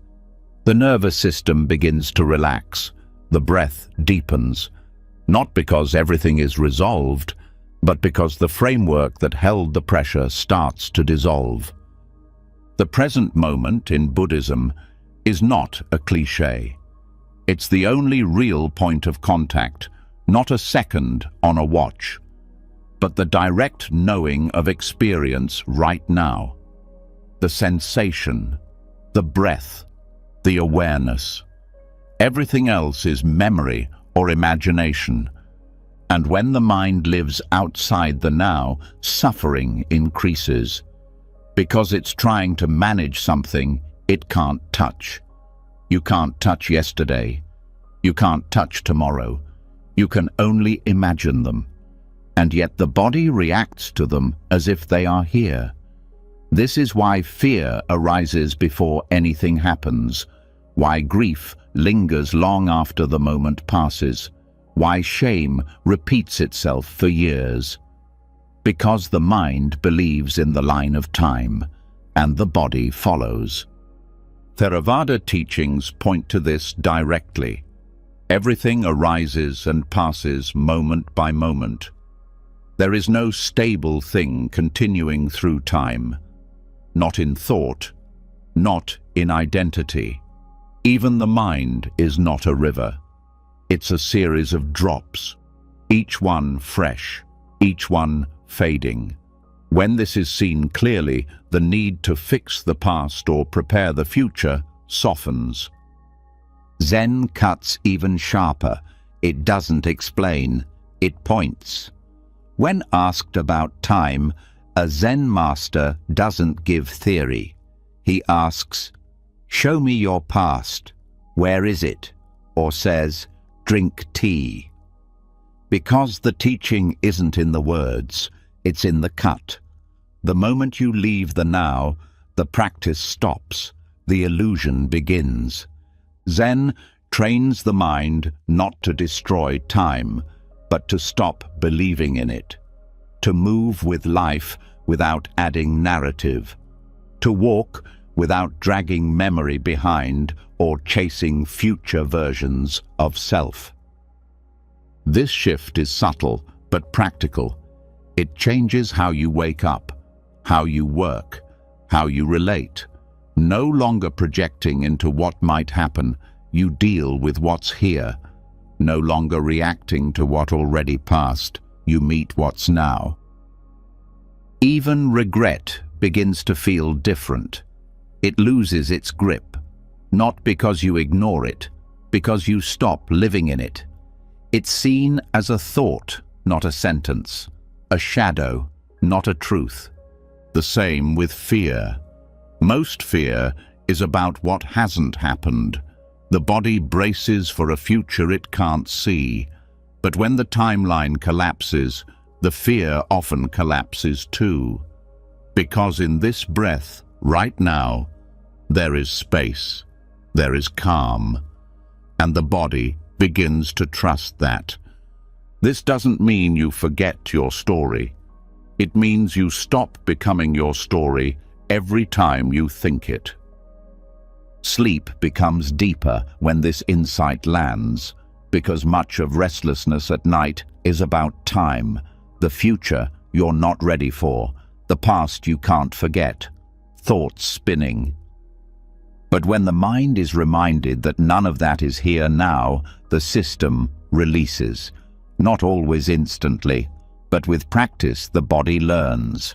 There is no tiger, no deadline, no replay, just presence, just stillness. This is where the most powerful healing happens, not from rewriting time, but from stepping out of it, from seeing that each breath is fresh, that you don't need to drag the old version of you into every room, that the pressure to become can drop. This opens the door to joy, not the joy of arrival, the joy of relief, of dropping the weight, of waking up without past eyes or future tension, of seeing what's here and knowing it's enough. And even when pain is here, that too becomes lighter, because it's no longer wrapped in history, it's no longer inflated by what it could mean tomorrow. It's just sensation, just emotion, just this moment. And this moment, no matter how intense, is always bearable when it's not multiplied by time. Practicing this doesn't require hours of meditation. It starts with noticing. When do you leave now? When does thought drift into yesterday's wound or tomorrow's worry? Can you feel it? Can you return? Each return is a reset. Each time you feel the breath, hear the sound, notice the body, you've dropped out of time. You've returned to what's real. And when this becomes a rhythm, life shifts. You stop rushing. You stop rehearsing. You begin to meet each moment like a guest, not a problem. That meeting becomes your new home. And in that home, you're no longer ruled by what was or what might be. You're here, fully, freely, finally. So tonight, let the future go dark. Let the past go quiet. Let the breath be the only thing you follow. Nothing else is needed. Nothing else is real. You are not behind. You are not ahead. You are here. And now we continue. And as the concept of time begins to collapse, not in a rush of thought, but in a deep slowing down of attention, something becomes startlingly clear. The mind that was always running forward or reaching backward now begins to rest in the only place it can ever truly be. And in that rest, one sees what has been hiding beneath the motion all along, a kind of hunger, not for food, not even for love in the ordinary sense, but for something less defined, a need to feel full, safe, seen, whole. That need keeps shaping behavior without asking permission, and even when time has dropped away, the pull still lingers. What is it? This is where Buddhist psychology offers one of its most haunting metaphors, the hungry ghost realm. In Buddhist cosmology, it's not a physical place. It's a state of being, a realm inhabited by beings with enormous stomachs and tiny mouths, always starving, always reaching, never satisfied. Their suffering isn't because food doesn't exist. It's because they can never get enough of it. Their craving distorts their capacity to receive. This metaphor, though ancient, has become one of the most accurate reflections of modern life, because many live as hungry ghosts without knowing it, not in supernatural realms, but in the realm of endless scrolling, constant comparing, chasing more followers, more likes, more things, more validation. But no matter how much comes in, the emptiness doesn't fill, because the mouth is too small, because the craving has rewired the nervous system to expect more than it can ever actually use. And this is not a judgment. This is a reflection. Because the hungry ghost isn't evil. It's wounded. It's misunderstood. It's built from emotional scarcity. Moments in early life where needs weren't fully met. Not just physical needs, but the need for safety, attunement, presence. That lack creates an imprint, a subtle wound that says, I don't have enough, or worse, I am not enough. From that wound, craving grows. But modern craving doesn't look desperate. It looks normal. It's woven into the culture. Constant updates, notifications, status, consumption. People laugh about doom scrolling. They joke about refreshing apps. But underneath the humor is a nervous system that no longer knows how to rest. This is the hungry ghost in disguise, the ache that keeps checking the phone, not because there's something to see, but because something inside feels unfed. The mind doesn't need more data. The body doesn't need more caffeine. The heart doesn't need more digital attention. But the wound has been layered over with stimulation. And stimulation becomes a substitute for nourishment. The tricky part is that it works, briefly. The scroll gives a hit of novelty. The like gives a flicker of importance. The purchase gives a moment of control. But the relief never lasts. Because it wasn't feeding the root, it was feeding the craving. This is what the hungry ghost realm teaches so powerfully, that suffering comes not just from not having, but from the inability to receive, from the distortion of the channel, from the small mouth, not the big world.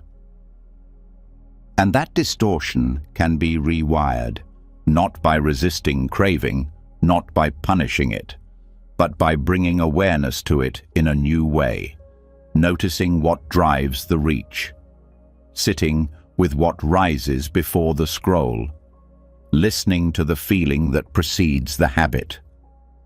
That moment between urge and action is where healing begins. Because the craving is not wrong. It's a signal. It says something inside is aching, not for distraction, not for noise, but for presence, for connection, for enoughness. When that signal is seen clearly, the urge loses power, not because it disappears, but because it's no longer mistaken for truth. The craving isn't who you are. It's what the nervous system learned to do to feel safe. And it's possible to teach it something else, to pause instead of grab, to breathe instead of refresh, to feel instead of scroll. This doesn't mean you'll never reach again. It means the reach will no longer define your worth. And in that shift, the subconscious begins to reprogram itself. Not through discipline, through understanding. Because when craving is met with kindness, it begins to dissolve. It doesn't need to be filled. It needs to be seen. This is why deep practice, including mindfulness during sleep, can change craving at its root. Because the hungry ghost lives not in the logical mind, but in the emotional memory. In the layers of subconscious thought that say, I must keep searching or I'll be left behind. Those layers can't be argued with, but they can be soothed. Each time you sit with discomfort and don't run, the ghost quiets. Each time you meet loneliness without reaching for artificial comfort, the mouth begins to grow. Each time you tell yourself, this ache doesn't need to be fixed, only held, the system begins to heal. Craving loses momentum when awareness becomes more interesting than stimulation. It loses fuel when presence is felt as safety, not absence. It stops controlling when the heart starts trusting again. This is not quick work, but it's real work. It changes how you eat, not because of willpower, but because your body begins to crave differently. It changes how you consume content, not because you delete apps, but because your nervous system no longer panics in silence. It changes how you relate, not because you become aloof, but because you're no longer trying to extract validation from others to prove your worth. This shift is subtle, but over time you feel it in your body. Less tightness, less urgency, less buzzing, more breath, more pause, more grounded choice. You might still use social media, you might still buy things, you might still feel lonely, but the experience no longer owns you. It passes through, like weather, like breath, like any other conditioned pattern. The hungry ghost isn't banished, it's fed the right food, and eventually it stops being a ghost. It becomes part of you again, integrated, whole. This is the beauty of Buddhist teaching. It doesn't shame the craving, it meets it with insight, with gentleness, with truth. And in that meeting, transformation happens. So tonight, as your body softens and your mind releases its grip, let the cravings rise if they want. Don't follow them. Don't fight them. Just let them float. Let them show themselves without trying to fix or feed them. They're not evidence of failure. They're invitations to stop chasing, to stop proving, to stop running, and simply rest. Because in this moment, nothing is missing. And once the craving has been seen for what it is, not a flaw, not a failure, but a deep call to return to wholeness, something quieter begins to rise beneath it. Not more desire, not more reaching, but a new kind of question. One that's rarely asked when the noise is loud. What truly matters? What deserves attention? What still feels urgent when all distraction falls away? That question can't be answered through more scrolling or grasping. It's answered by something else entirely. By remembering that time is not endless, that every moment is borrowed, that the life being lived is not a rehearsal. And from that memory, a deeper kind of presence emerges. This is where death meditation begins, not as fear, but as freedom. Contemplating death is not about morbidity, it's about clarity. In the Buddhist tradition, death meditation is a core practice, not to scare the mind, but to clean it, to show what is real, to shake off illusion, to bring attention back from fantasy, from regret, from craving, and place it gently on the preciousness of now. The phrase memento mori means, remember you must die, not as a threat, as a truth. And within that truth is a strange, unexpected peace. Because what's often called anxiety is at its root resistance to impermanence, the attempt to control what cannot be held, the attempt to stretch time beyond its nature. But when the mind is reminded, softly, patiently, that nothing stays, the grip loosens, the fear lightens, not because anything outside has changed, but because the illusion of forever no longer holds. When death is seen clearly, life becomes lighter. The unnecessary arguments stop feeling worth it. The inner critic loses volume. The pressure to be perfect starts to fade. Because the one thing that's certain, that every breath is finite, makes everything else fall into place. Not through guilt, through perspective. Sleep meditation is the perfect time to work with this practice, because at night the layers soften, the defenses quiet, the subconscious opens, and the gentle presence of death, when approached without fear, becomes a guide, not a ghost. It starts to rewire the emotional brain, not to obsess over endings, but to release what no longer serves, to make space for what actually matters. There is no need for visualization of decay or dramatic endings, just the felt truth. This breath will pass. This body will pass. These thoughts will pass. Everything will pass. And in that passing, something is revealed, something still, something timeless, something untouched by the rush. This is not nihilism. This is intimacy with life, because only in remembering death do we truly meet life. Only then does the smile matter more than the schedule, the breath more than the checklist, the kindness more than the opinion. In Buddhist monastic practice, monks often chant the 5 remembrances. One of them states, "I am of the nature to die. There is no way to escape death." This is not recited to provoke dread. It's recited to create freedom. When there's no way to escape, the fight to control stops. And when the fight stops, peace enters. Peace isn't found in avoiding death. It's found in not needing to fear it anymore. That fear, which lives quietly in the background of modern life, drains the body. It feeds anxiety. It powers avoidance. But when death is no longer hidden, it loses its sting. It becomes a compass. The subconscious holds many false assumptions, that there will always be more time, that someday everything will be aligned, that discomfort can be endlessly postponed. These assumptions create pressure. They keep the mind on edge.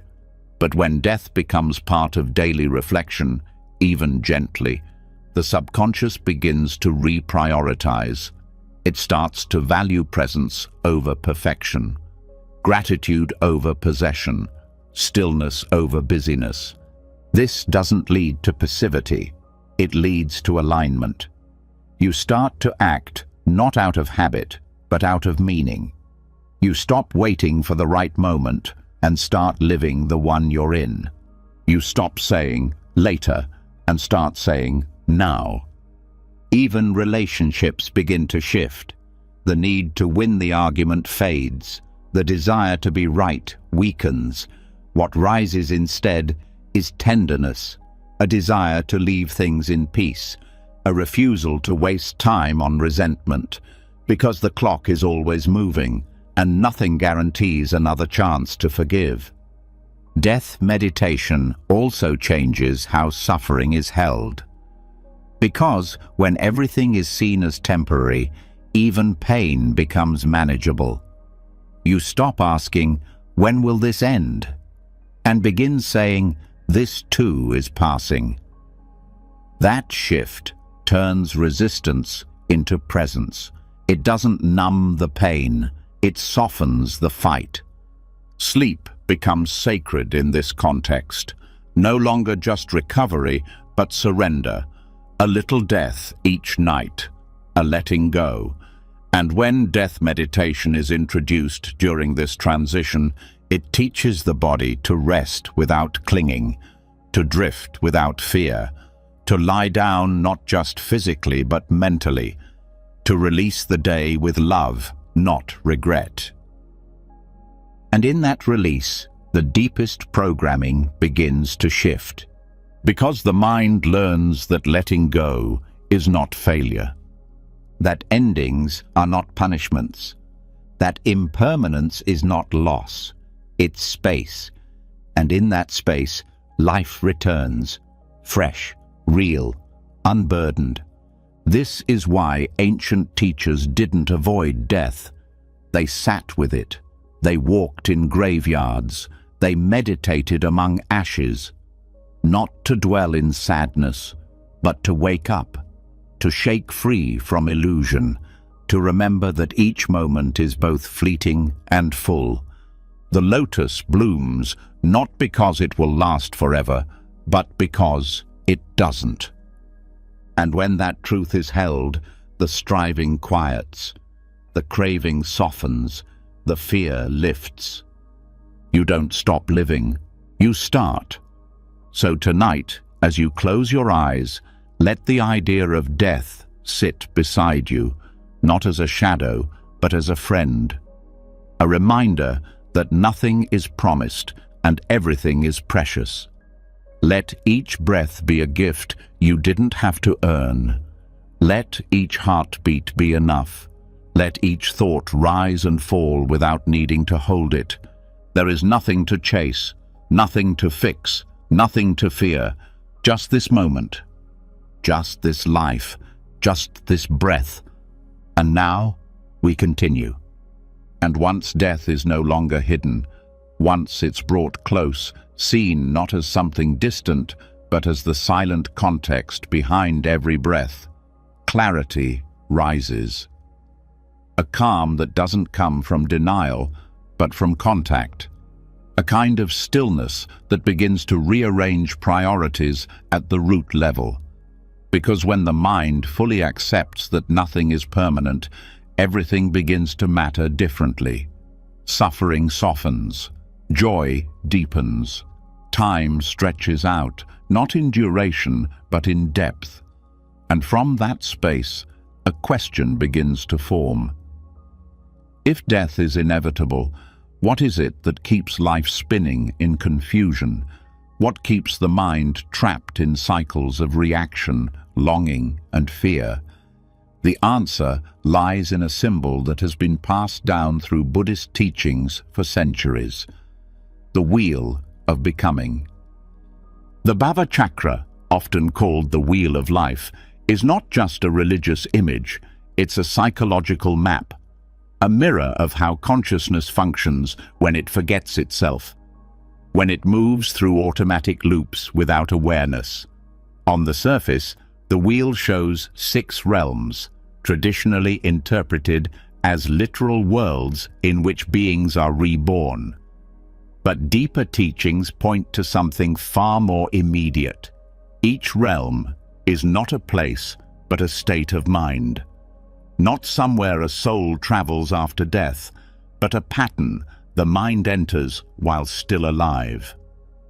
This wheel turns every day, every moment. Because the mind, unless trained in presence, spins. It moves through joy and despair, grasping and resistance, peace and torment, without knowing why. The teachings say, look here. See these realms not as myth, but as reflections of your own experience. Once they're seen clearly, they can be exited, not physically, but psychologically. That is liberation. At the top of the wheel sits the realm of the gods, a state of pleasure, comfort, success. This is the mind when everything is going right. The body feels good. The surroundings are easy. There's a sense of lightness. But this realm has a hidden danger: complacency. The God realm creates the illusion that peace is permanent, that this good feeling is deserved and will last. But underneath, a subtle fear begins. Because the mind knows, even if unconsciously, that things change. And the more attached to the comfort, the more painful its eventual loss. In this way, the God realm isn't freedom, it's fragile. Next is the demigod realm. Here, the experience is similar to the gods, still pleasant, but now it's mixed with comparison and competition. The mind feels like it's winning, but always looks over its shoulder. There's tension, a need to protect success, a jealousy of others. This is the realm of ego-based striving. Even victories don't satisfy for long, because underneath the pride is fear of losing status. The psychological grip tightens. Then comes the human realm. This is considered the most balanced, not because it's the happiest, but because it holds both joy and pain. It's the realm where self-awareness can develop, where growth is possible. The human realm is marked by longing, not always craving, but the deeper ache to understand, to connect, to awaken. This realm holds suffering, but also the capacity to reflect on it. This is why so many teachings emphasize human birth as rare and valuable, not because it's easy, but because it offers the tools for transformation. Below that is the animal realm. Here, the mind is ruled by instinct, habit, fear, the need to survive. Comfort and familiarity are prized above reflection. There's no curiosity, only repetition. This is the mental state of sleepwalking through life, doing what's always been done, avoiding what's unfamiliar, reacting without understanding. There's safety here, but no freedom. Deeper still is the realm of the hungry ghosts. Already explored in depth, this realm reflects the mind caught in scarcity, the belief that nothing is ever enough, that fulfillment is always just one step away. This is the mind that keeps reaching through consumption, validation, fantasy, but never feels full. It suffers not because the world withholds, but because the wound of lack shapes perception. And at the bottom is the hell realm. Not eternal damnation, but the state of mind where suffering feels overwhelming and endless. Rage, despair, terror. The mind here is inflamed. It lashes out or collapses. There's no space, no breath. This state often follows trauma, deep betrayal, or prolonged stress. It feels inescapable, but it's not permanent. What all these realms have in common is this: they are not fixed. The mind moves between them rapidly.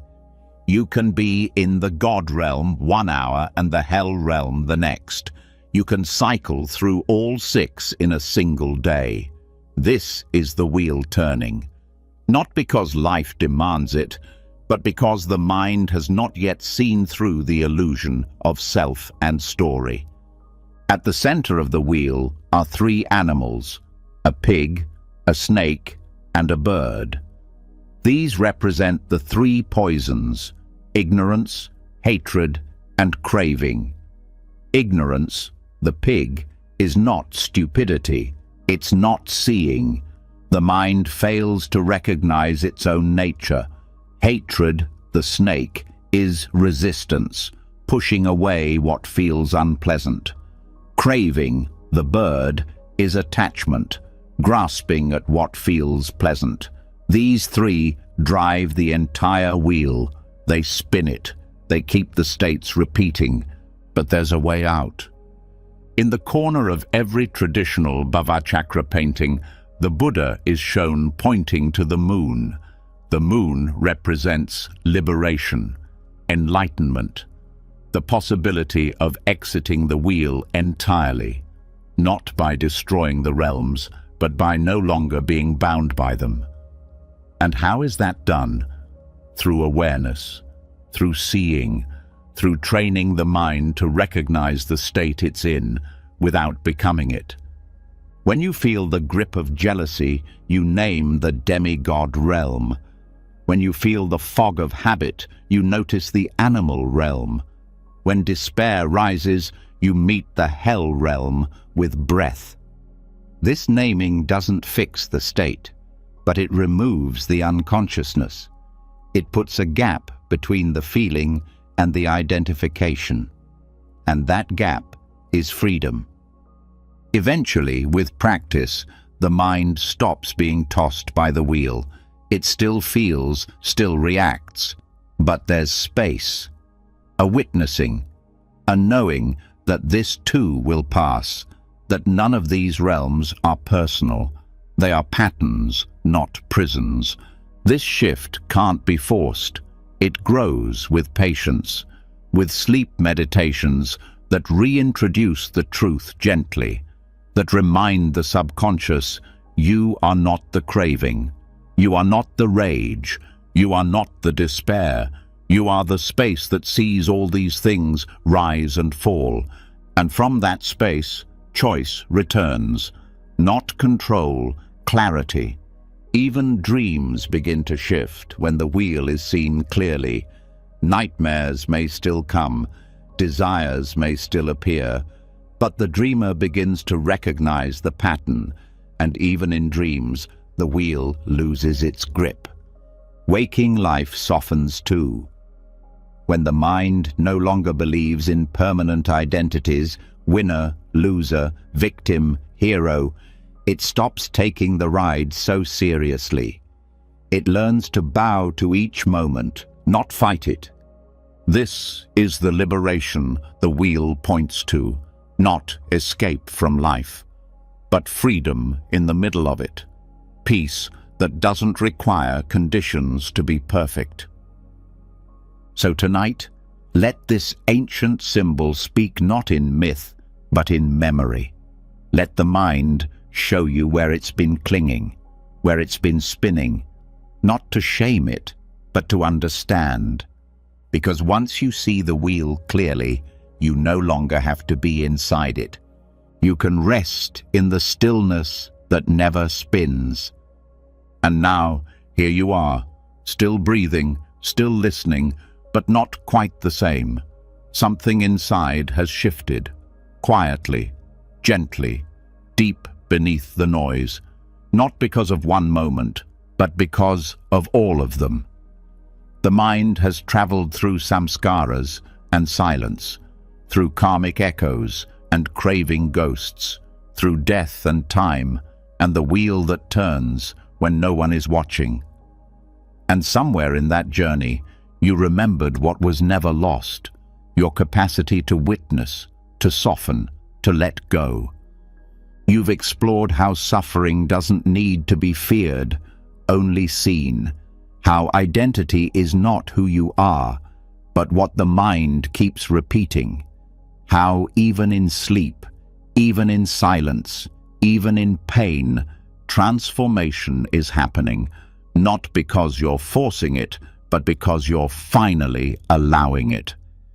You've met the echo of past imprints, dissolved the illusion of time, sat with death as a teacher, and held craving without being consumed by it. You've learned that liberation isn't loud, it's quiet. It's in the gap between thought and action, between story and presence, between resistance and rest. That's where reprogramming happens, not overnight, not with pressure, but with awareness, practiced again and again until it becomes the new default. Calm instead of chaos, clarity instead of reaction, presence instead of performance. So tonight, as the final words fade, remember this. Your mind isn't broken, it's just been busy. But underneath all that motion is something unshaken, something unconditioned, something still. And you've already touched it. If this journey spoke to something deep inside you, leave a comment below with the words, "I am rewiring." Let's see who made it to the end and who's walking this path of presence alongside us. And if you'd like to keep nourishing this inner shift, don't forget to subscribe and turn on notifications so you never miss a chance to return to yourself. Now rest easy. You've already begun.